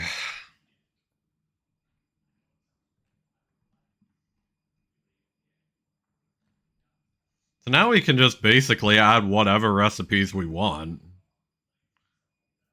Uh, since now we have that sort of working, like the scrolling recipe browser, that's good. Um, so that's nice. As for what is next, I guess we're gonna just make the takodachi, or we're gonna fill recipe book.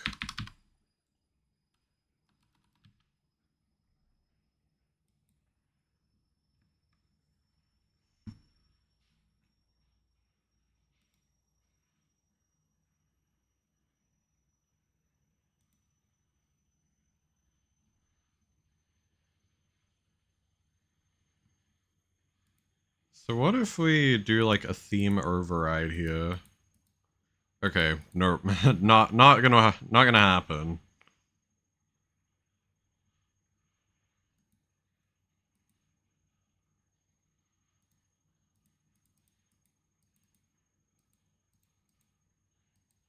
Hmm.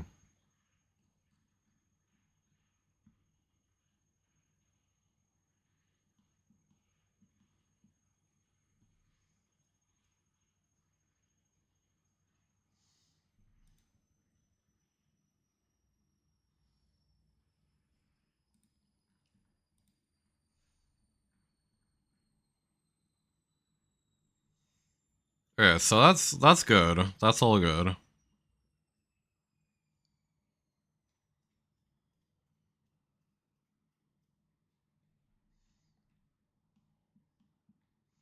So I guess the next Takodachi we'd add, I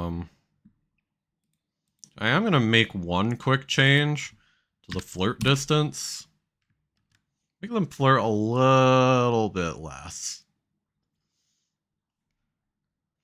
I feel like that would look fine. Or possibly even better.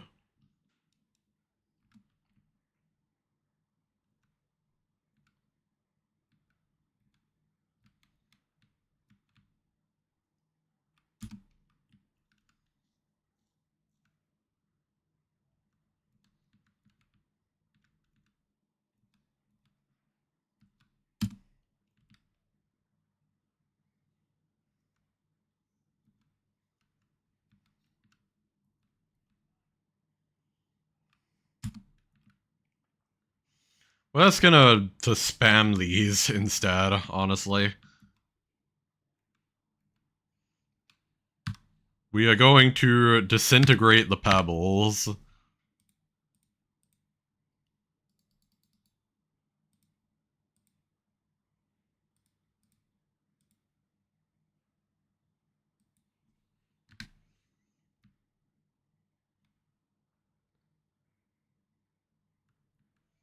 Yeah, this is fine.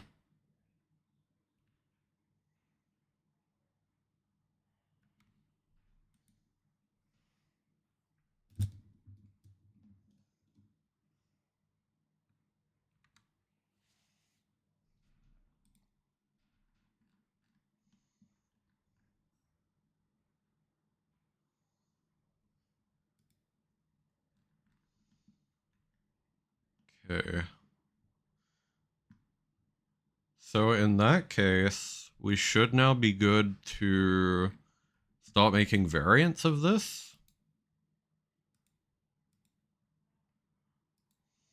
We're gonna create a new folder specifically for them called Takodachis, because I don't want to...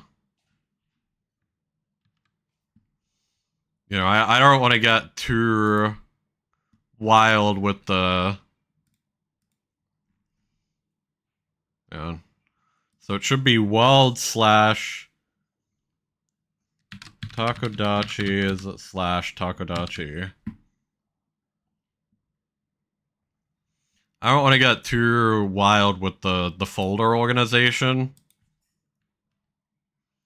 Because, oh boy, has this project had some bad folder structure.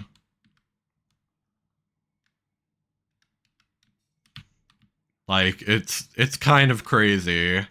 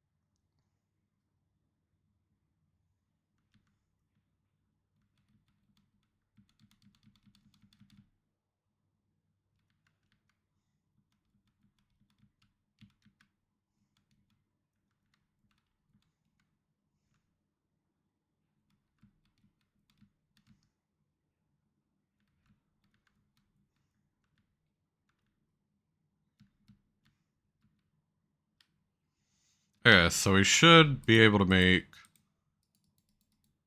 12.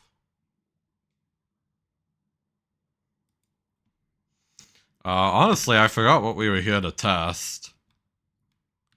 Oh yeah, we're here to just test that they still spawn, because we changed the file structure. They seem fine.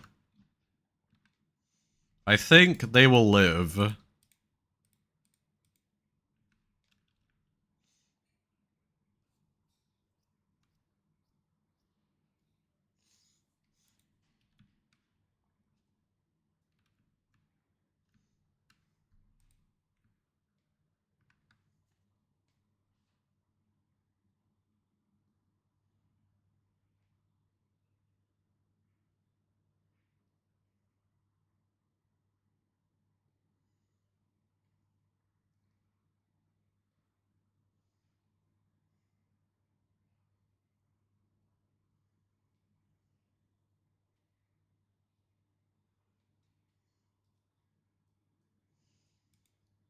Yeah, okay. We're gonna spawn an inherited scene. And literally all that's gonna be different is just the sprites. Like, that's it.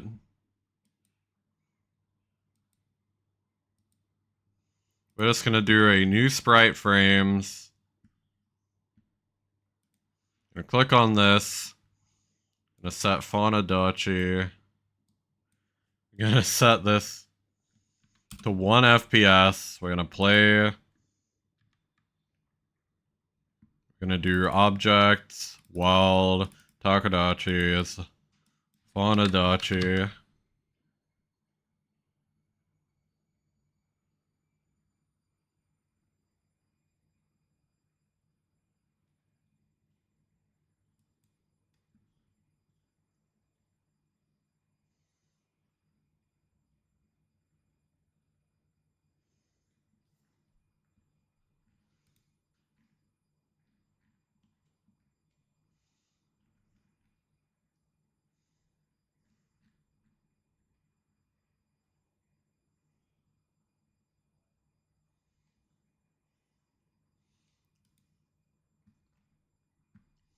So now if we go to, what's it called?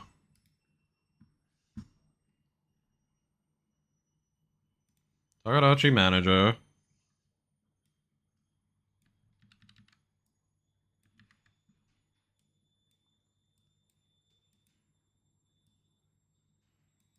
We just changed this to Fauna-dachi. Wonderful.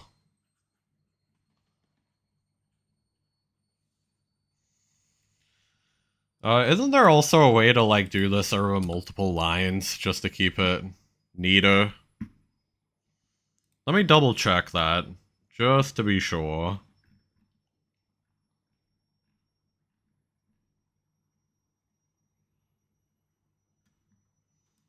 Okay, you can. It also recommends doing it like this.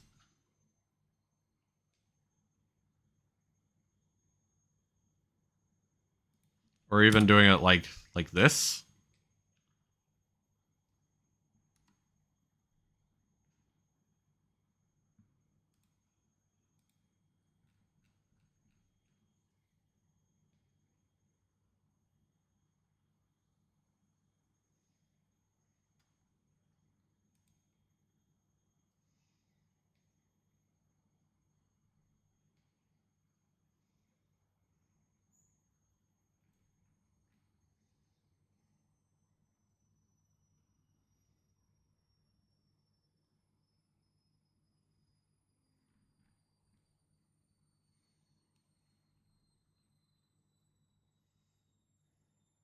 Hmm.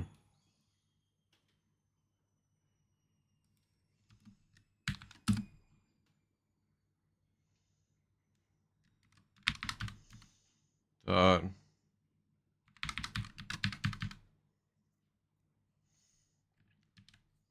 that's another check we should be doing.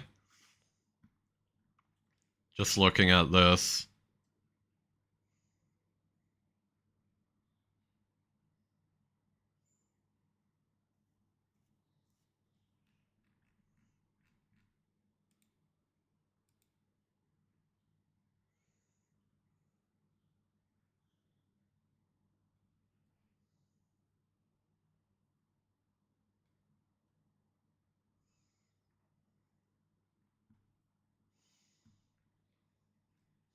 Alright, so Takadashi Manager should be set up to properly spawn a fauna one now. Now we can go to Crafting Manager. And we can now start seeing if we have double ingredients working.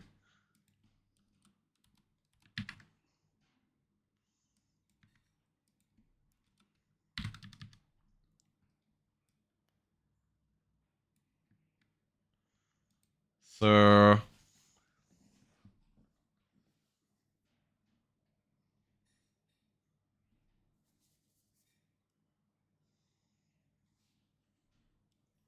I'm wondering how we're gonna do this though. Like, how do we check for...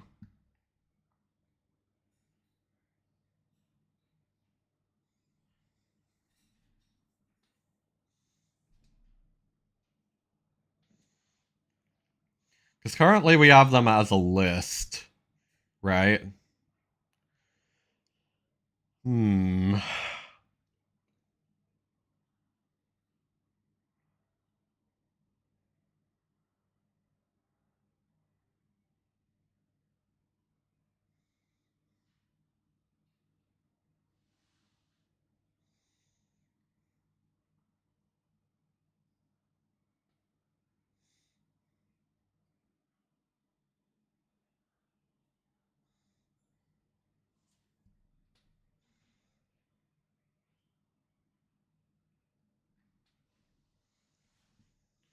Okay, let's see.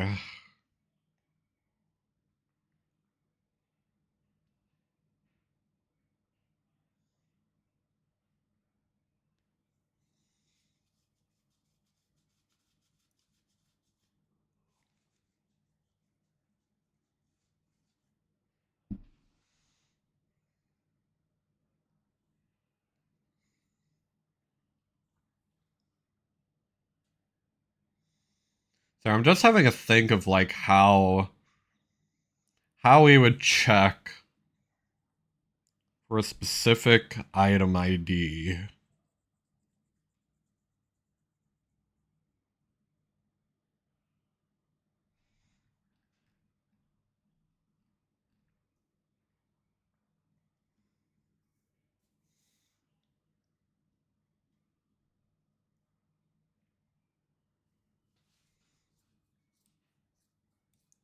I guess we could make a script for this. Function check ingredient. Check for ingredient.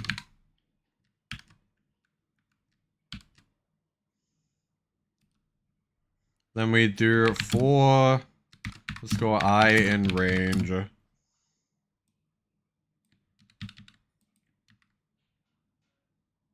Current recipe size.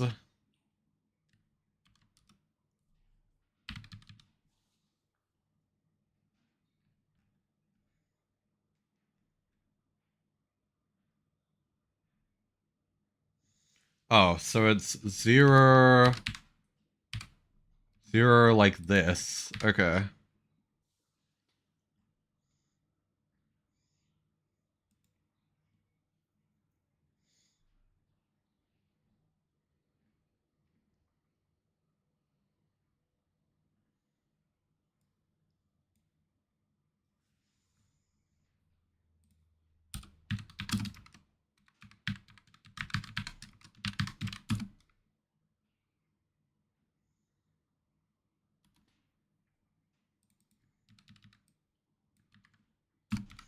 Equals current recipe underscore I.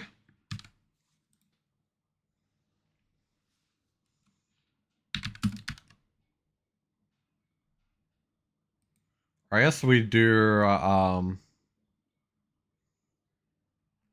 what is it? Item ID.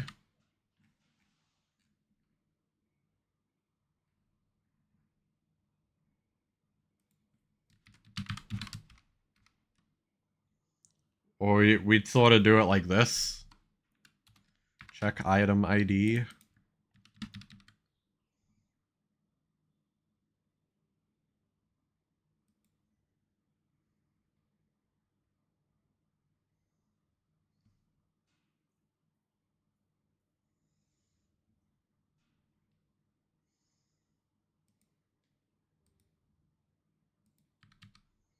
That's checked item ID. If ingredient check dot, or if ingredient check, what's it? Yeah, we check like this. item ID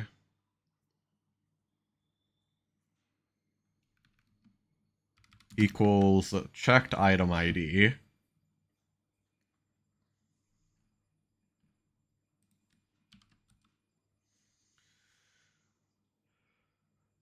So this is where we would do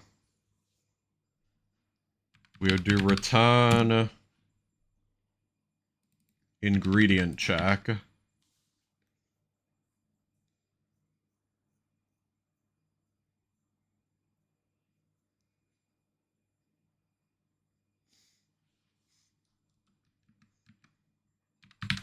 And otherwise we would return false.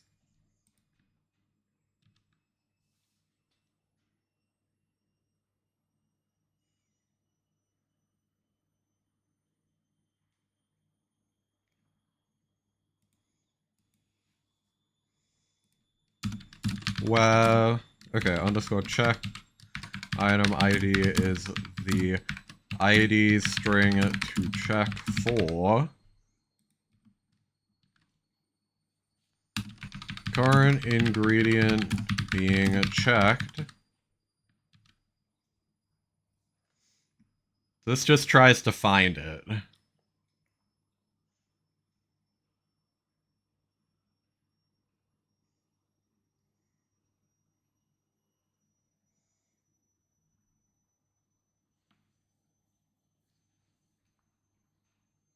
So that's where we would do if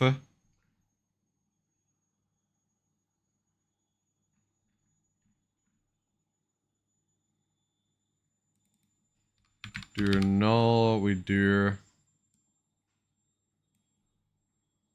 your underscore ingredient equals check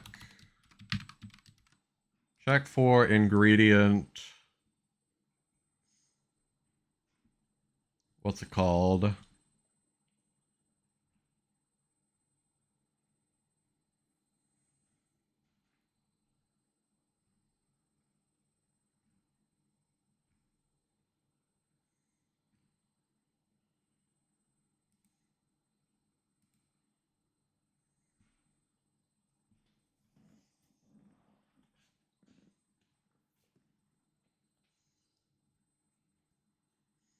So I guess here we do check for ingredient emulsifier.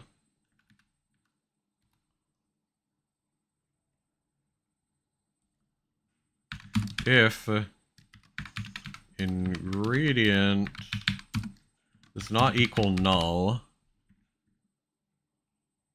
I want to make sure that it returns null because I don't want that to be potential overlap.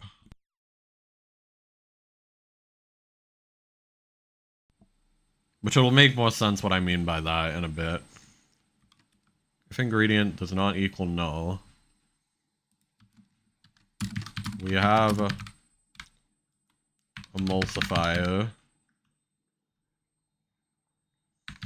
If ingredient item amount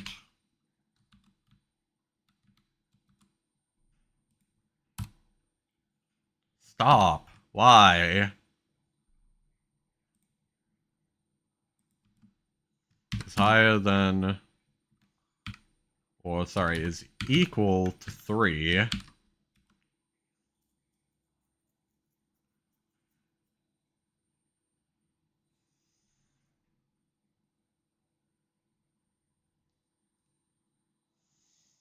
This is where I gotta go to the crafting recipe and just check. Or I wish I could at least, but we would need 3 emulsifier, 3 fugu, I believe.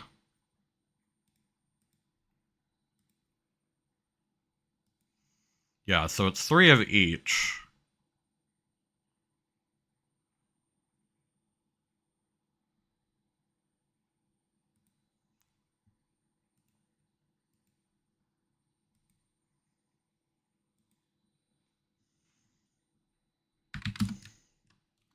So then we do ingredient equals check for ingredient fugu.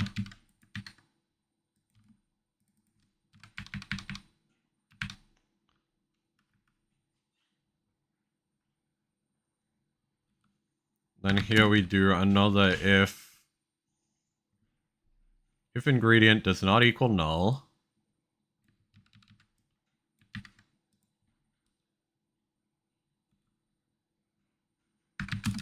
And if ingredient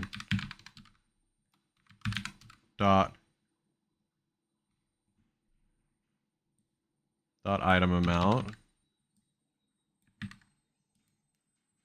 is equal to 3, then now we have a valid recipe.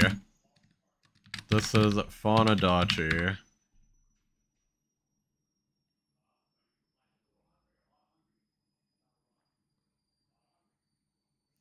Now, the good thing about this is that a lot of the recipes are going to use 3 emulsifier. So we can...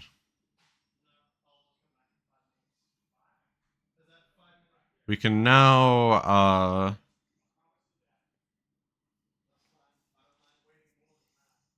we now sort of just copy and paste these for the other ones that need this.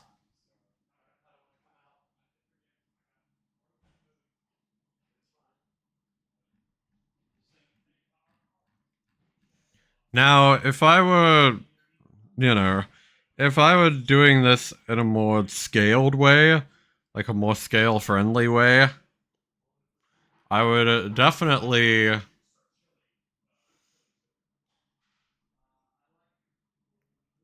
Like, I would definitely make it so that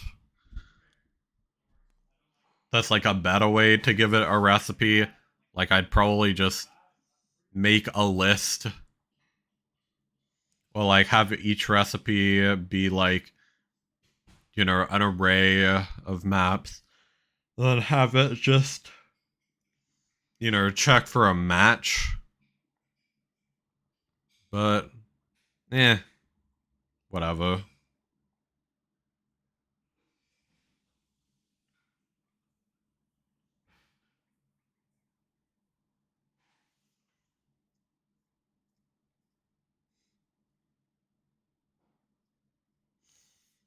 For now, this is fine. I don't care. Honestly. I don't care.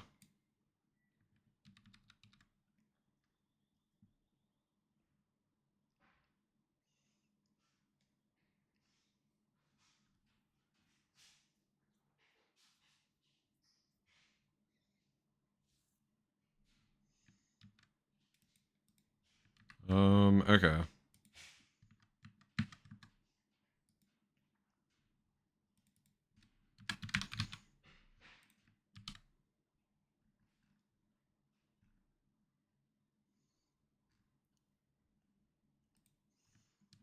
Yeah, now we should be able to spawn a fauna.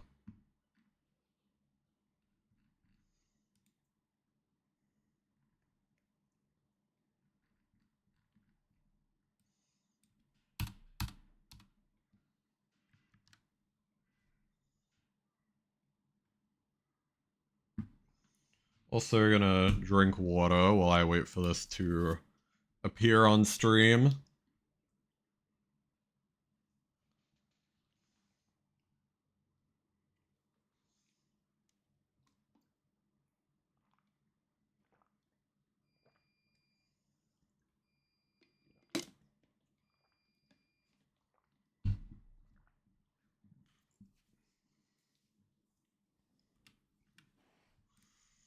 Yep.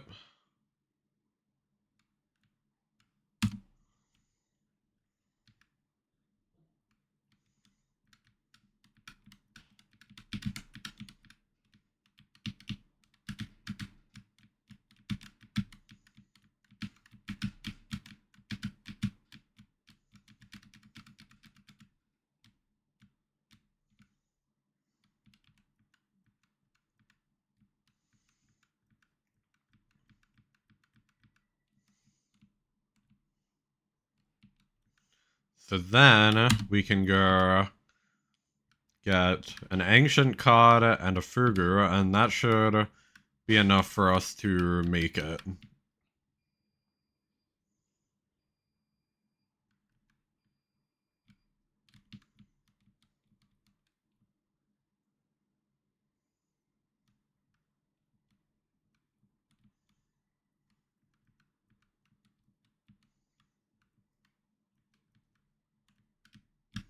Okay, we got it. This should be enough.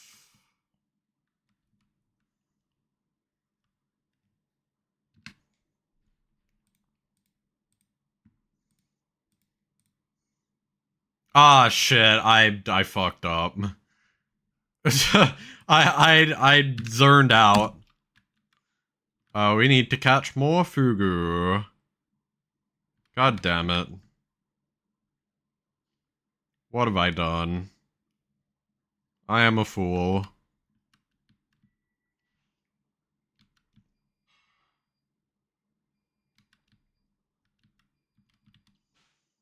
Alright. We're gonna have to give it one more after this. Why did I do that? Ah! Whatever, man.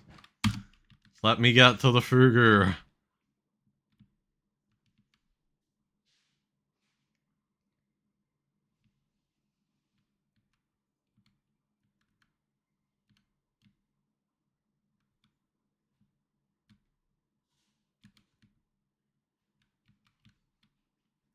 There we go.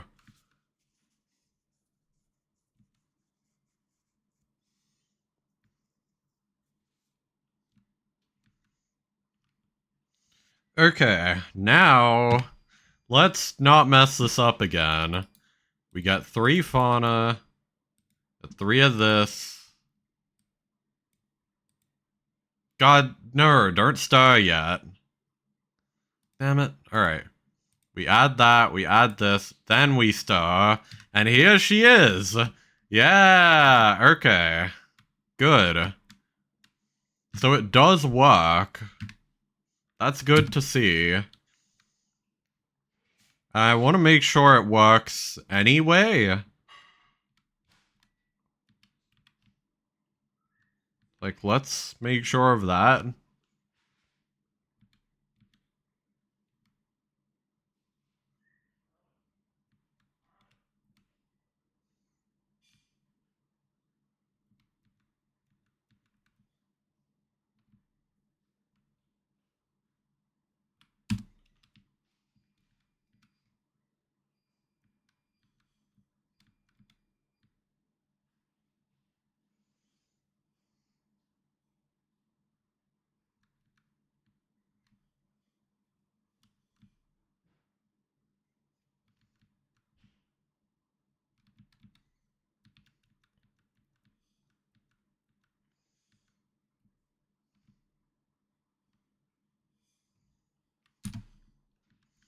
We're just gonna catch a bunch of these in order to fill out the emulsifier.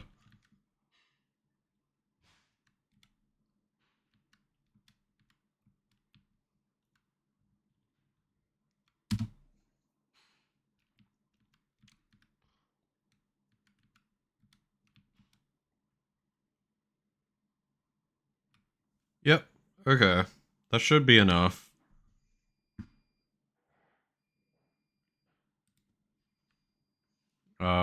So we should be able to make emulsifier.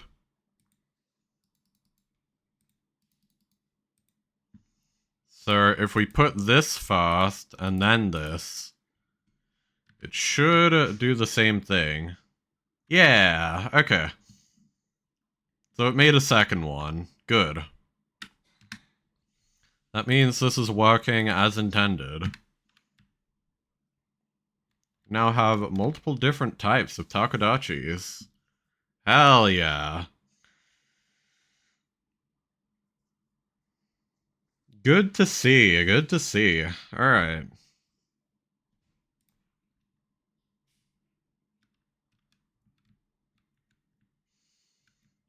You know, now that I'm looking at the sprite that I did for the character, it doesn't make much sense for her to be in sandals if it's like raining. Only you'd be in like boots or something. I'm gonna have to give her boots whenever we do the animation.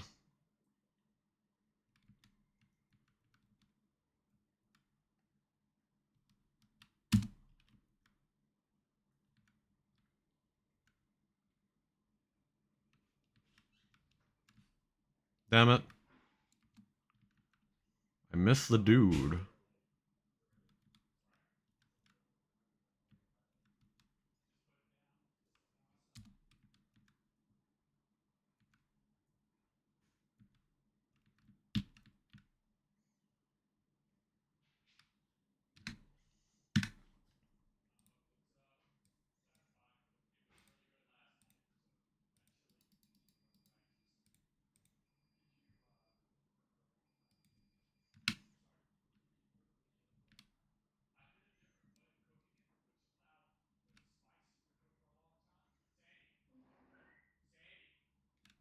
Good.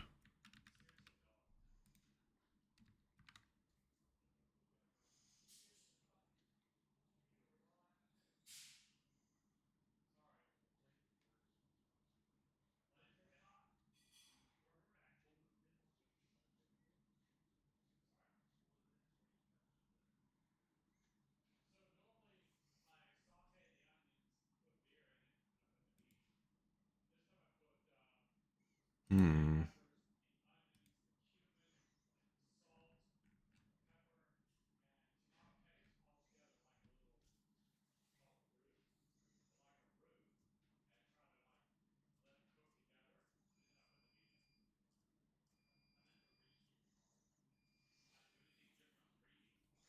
That's good.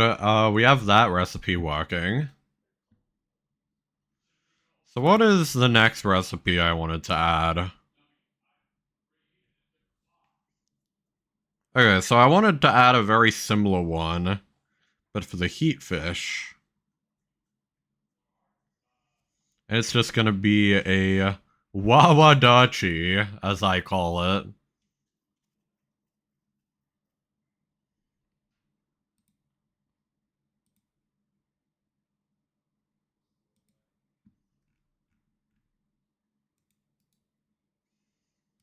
Gonna make a new inherited scene. Gonna save this as a wawadachi.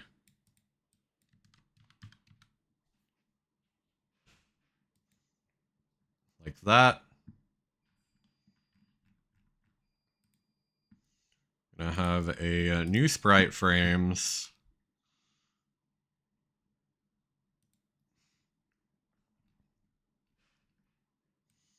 Gonna put in the wawa.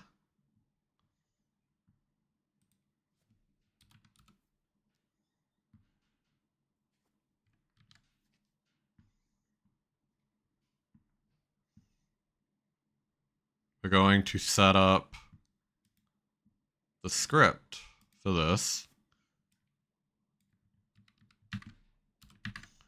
We're gonna just call it wawa.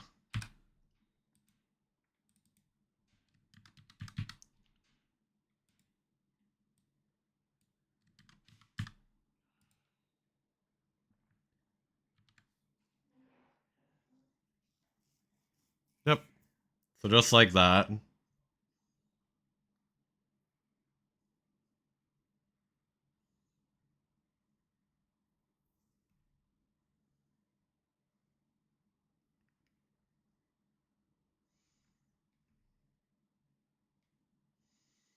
Yep, sounds good to me. Now we're gonna go to crafting manager. Instead, we're going to do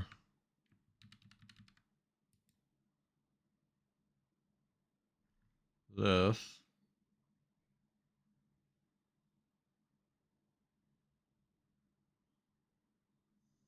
Hmm.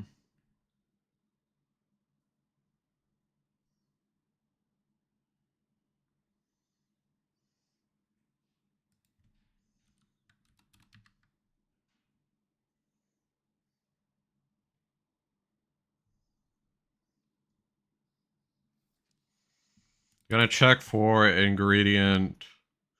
God, what are they called? Like pyrofish or something?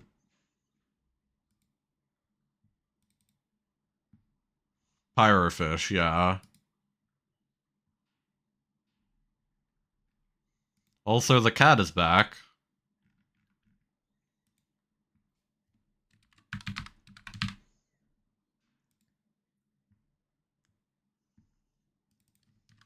Wawa.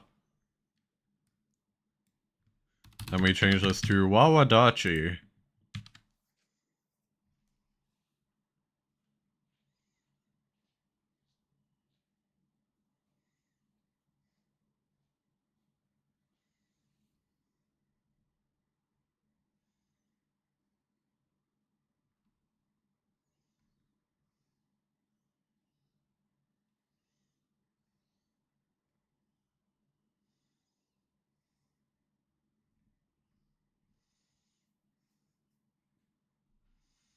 Cool.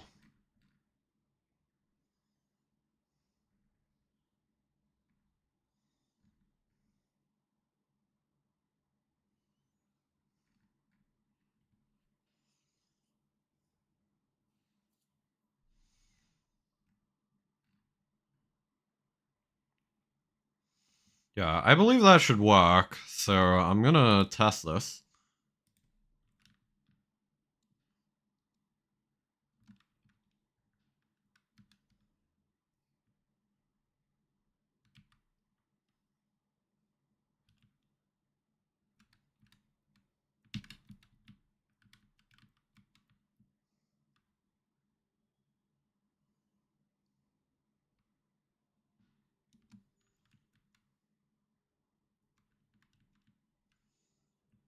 I think the pyrofish may not have their animation set up correctly.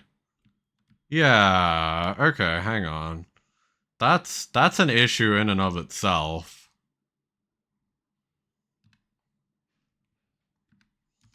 I guess first we'll get the emulsifier and check the recipe. There is also one other thing I want to test here, which I just want to double check that the recipe system is working, such that you can add the ingredients in any order and it'll still work. I'm gonna make sure that's a thing. That should be set up to work, but of course I still need to test that thoroughly. Oh god. Whatever.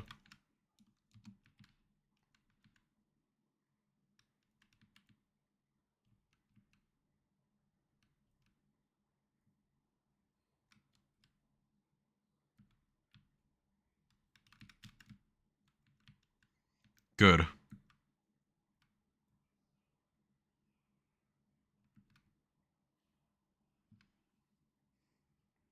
I do need one more.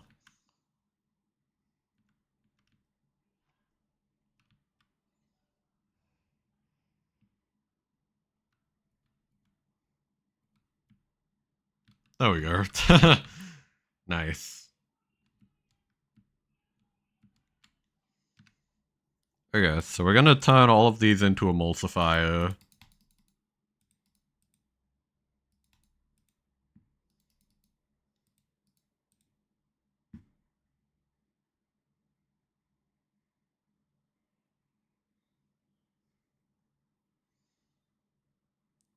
Actually, we're gonna need one more stack. I want to try something. Just to make sure. Like, just to doubly make sure of something. I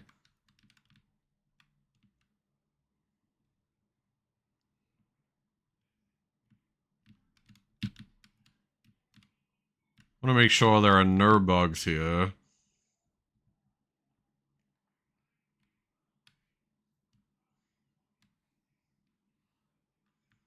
Yeah, I wonder if I stand in, like, the middle here, will I be able to always see every fish? Okay. So I have enough to make 3 wawadachis. Which that's still, I still need to actually add it to this recipe list. So I need to remember to do that.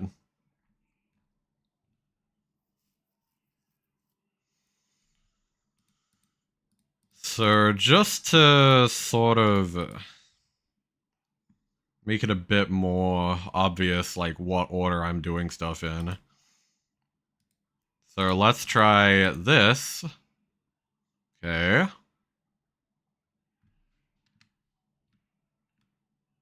So that did in fact create a Wawadachi. Okay. So the other one will be spawning here. Let's try putting the fish first. Okay, and it still makes the Wawadachi. And now, even if we put in 1, then 2, or we put in 2 of each, and then we add in the final ingredient, there we go. Works perfectly.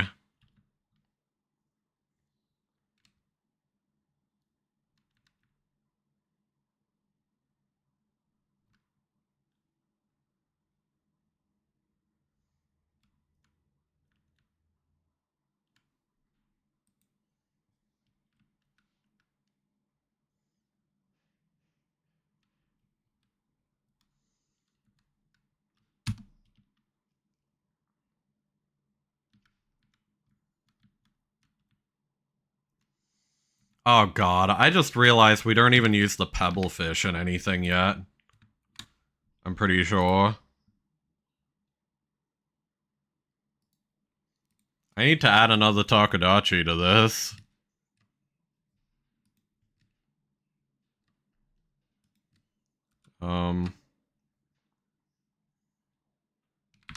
Rockfish times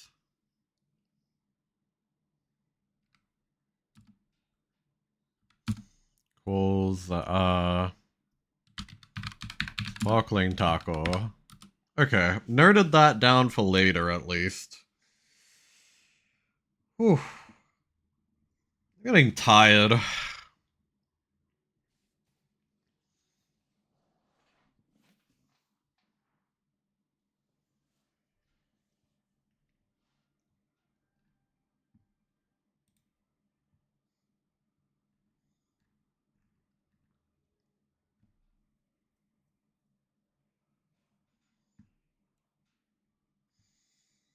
Now, there is another taco, another 2 tacos I can add actually. Or, you know, it's actually not quite ready yet, but eh.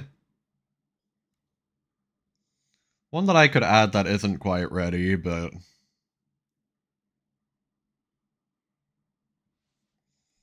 oh well.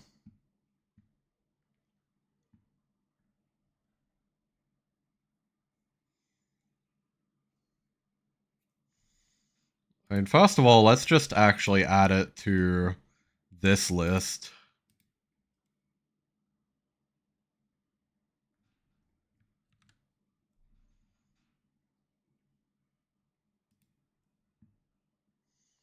I'm gonna change this ingredient.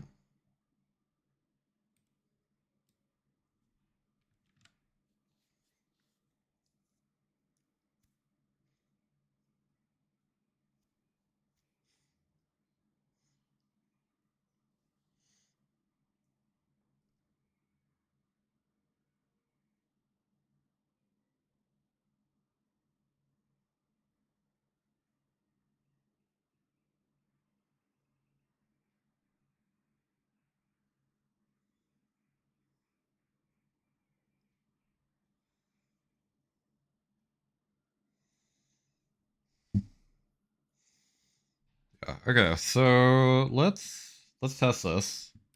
First of all, make sure it is available. Okay, good. We can in fact scroll down and get to this.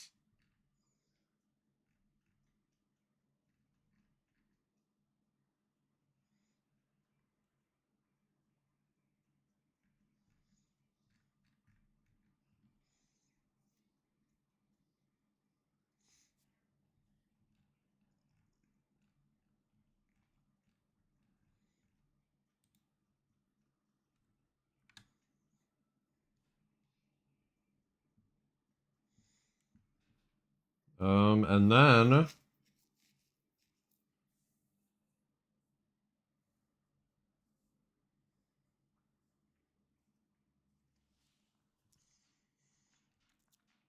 the next recipe we need is actually going to have 3 ingredients.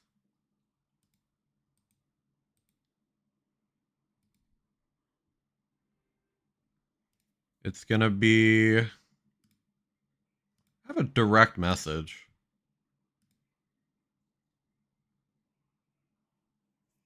I'll look at that later.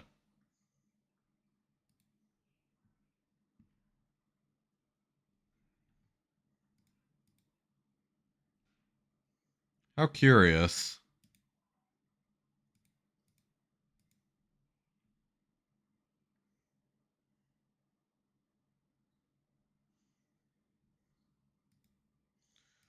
There is no real reason why I should be getting a random friend request, but I will check on that later still.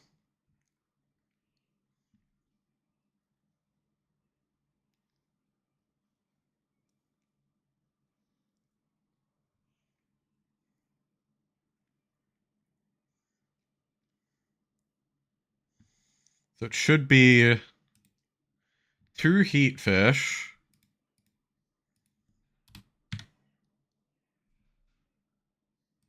Yep. So 2 heat fish plus an ancient cod. But we only need 1.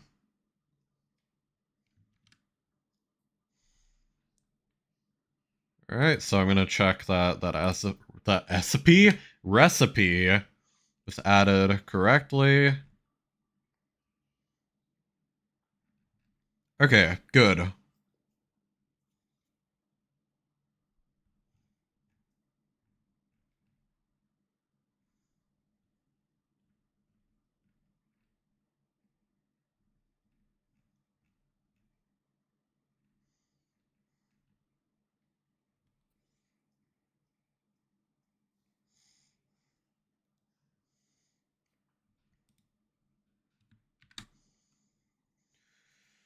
So in that case, we need to add another script. Or we need to add to our existing crafting script. We need to add another case for this.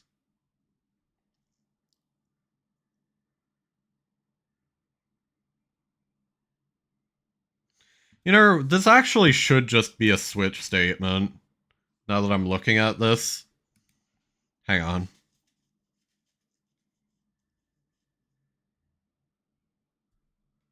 Actually, no, it shouldn't be. Well, I guess... Yeah, it should be.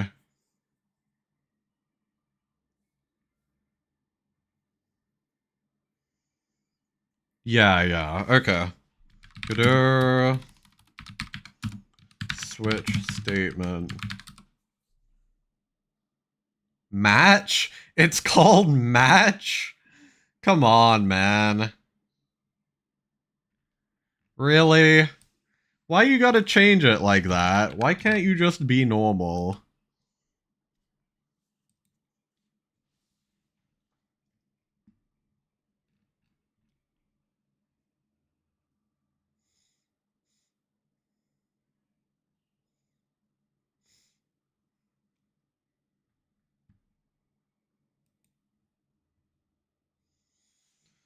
Sir, instead of the way it is now, I'm gonna also make sure we have this doing. Added more recipes. Like this. I'm gonna push that.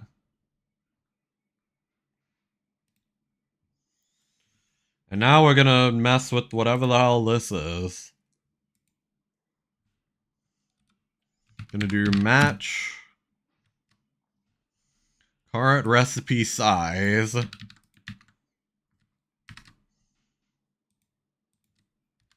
like this. Then it's gonna be case 1, case 2. Except it shouldn't be within each other. It should be pass. I'm gonna pass because...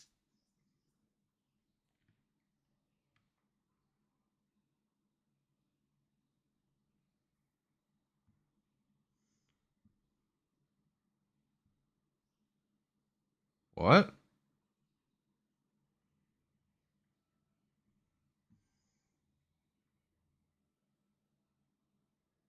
Oh, hang on. So we don't even put case. We just put the result that we're expecting. This is really odd. I'm gonna be real, like, this is kinda strange. Like, this is kinda cursed. Now this is gonna mess up all my syntax. Of course.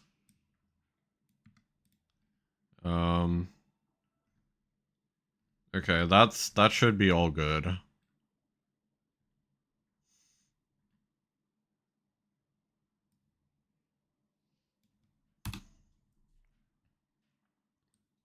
This. Paste this here. It's gonna mess up our syntax again.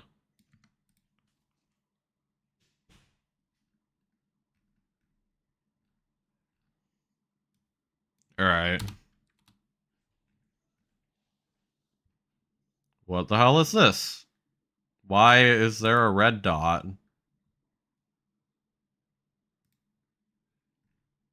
Okay. Why was that there? I don't know.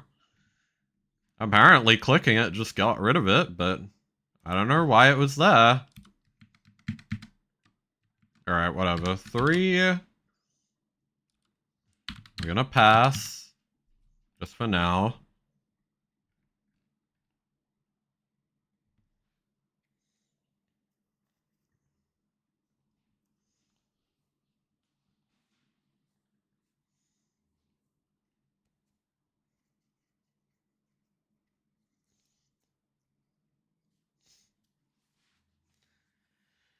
Whew.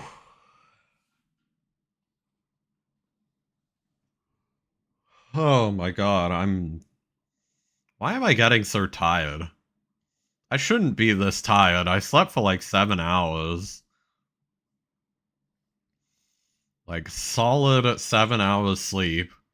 Didn't even wake up in the middle of the night, like I usually would.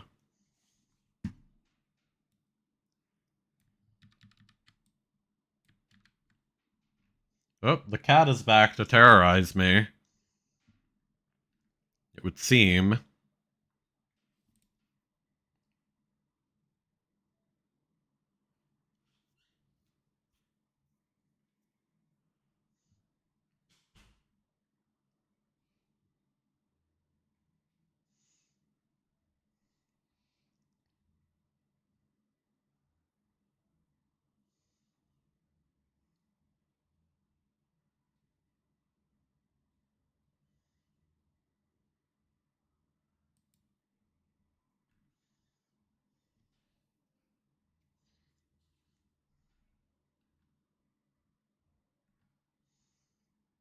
First thing we're gonna do is check for emulsifier. That's okay. Then we're gonna check for pyrofish, actually. Then we check if the ingredient amount...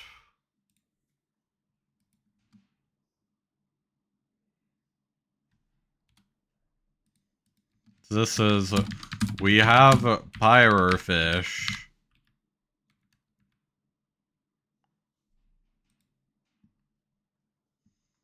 Then we check the item amount, which in this case is going to have to be 2. We have 2 pyrofish.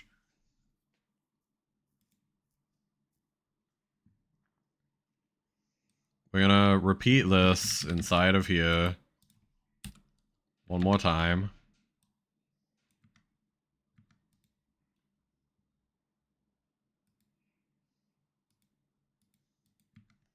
And then only if we have an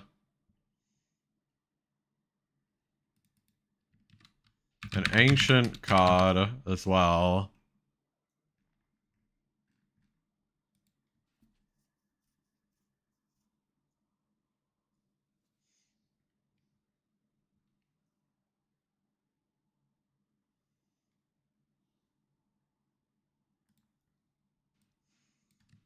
We have an ancient card. And we check to make sure it is one ancient card.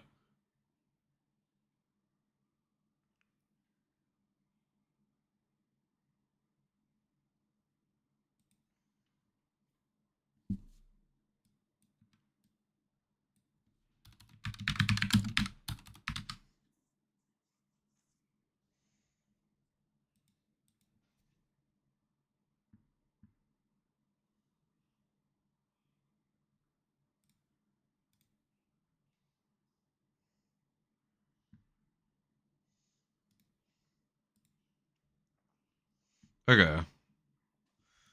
So then, in that case, the result is death.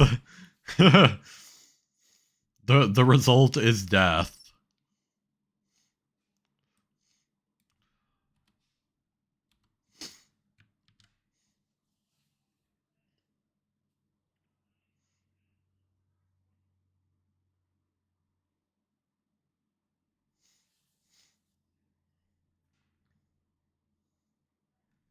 Valid recipe equals true.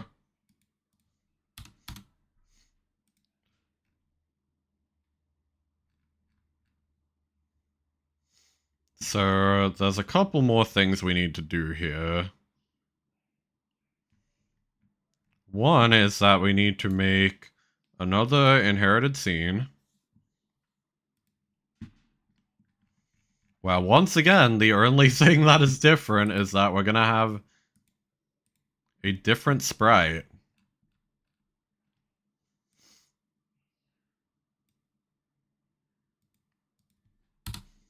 One FPS.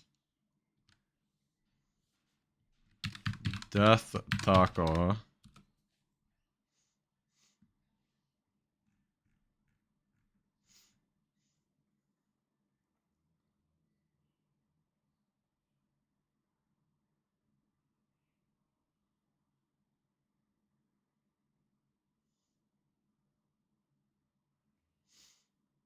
Okay.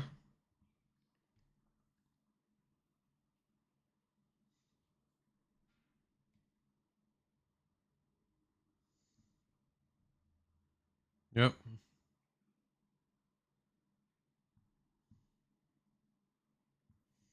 Well, that should be totally good to go.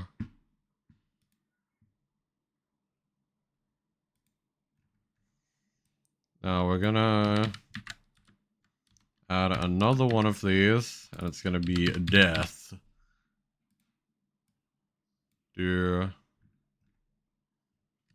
death taco.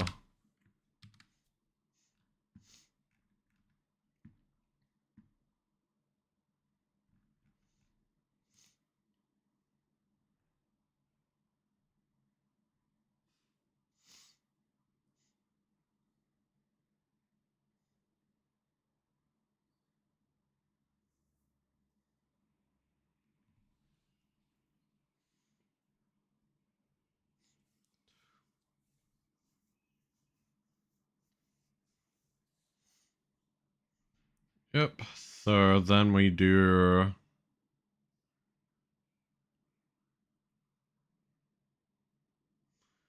Okay, we would basically. And I think this should be it, right? I think that's all I need in order to add a new taco to craft. Let's just try it. Alright. Hell yeah. First, we'll check that the new recipe is there, which I think we checked before. Oh, actually, speaking of which, one thing I need to quickly fix is if we close out a bunch of these, really need those. Right, we needed to fix the animations on the pyrofish.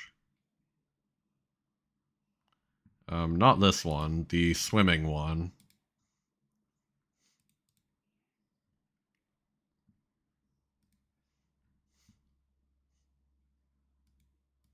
So this one's animated sprite.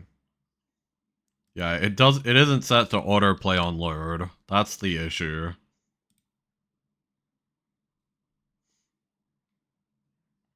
Good. Now we're cooking.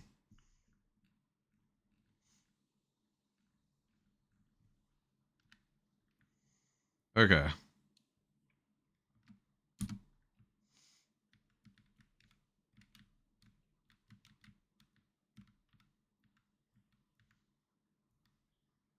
And we gotta catch an ancient fish anyway, so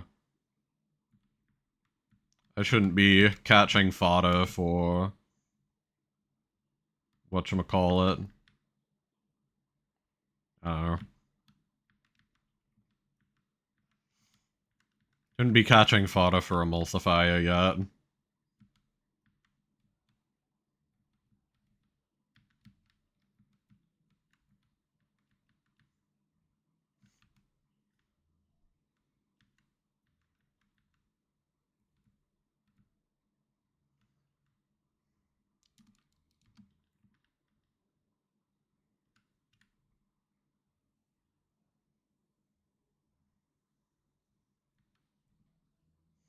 Oh, I forgot that we're meant to be catching the firefish.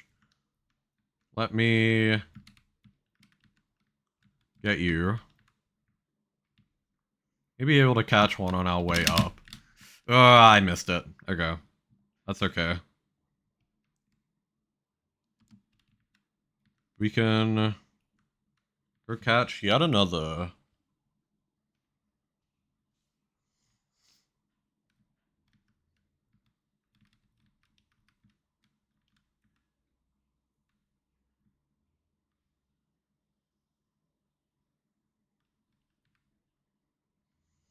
Okay, we should now have enough to make...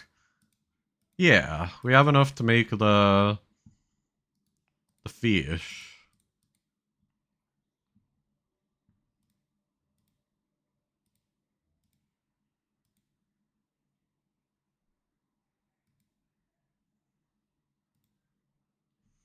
Yeah, okay. We made it. Good. We just make that into additional emulsifier.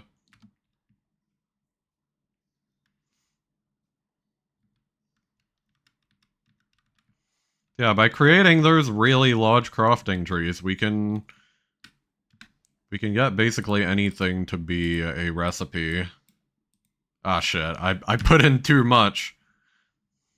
There is a Takadachi plant that will account for that as well.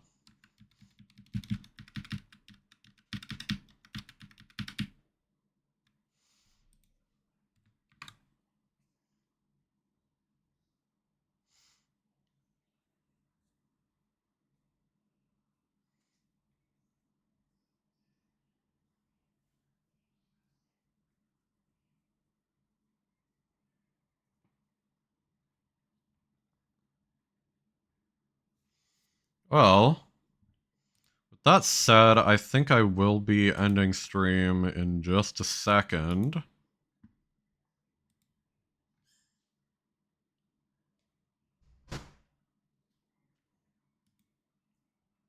Let me double check. Yeah, okay, we're gonna go raid Ichi. Ichi is still currently streaming.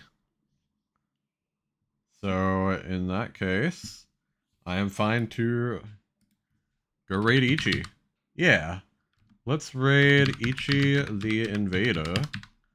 A good friend of mine. He is currently playing at Monster Hunter. And yeah, that's gonna be a lot of fun. I'm gonna go over there and watch. He may not be going for too much longer, but I mean, I figured I'd just throw him a raid. I have to do a lot of work on this off stream. like, it's gonna be a lot of, like, tutorial stuff, so I figure I should tackle that off stream. I will be back in approximately, like, 2 days. It'll actually be an Among Us collab. Like, 2 or 3 days, I'm gonna be on Enajinx's stream.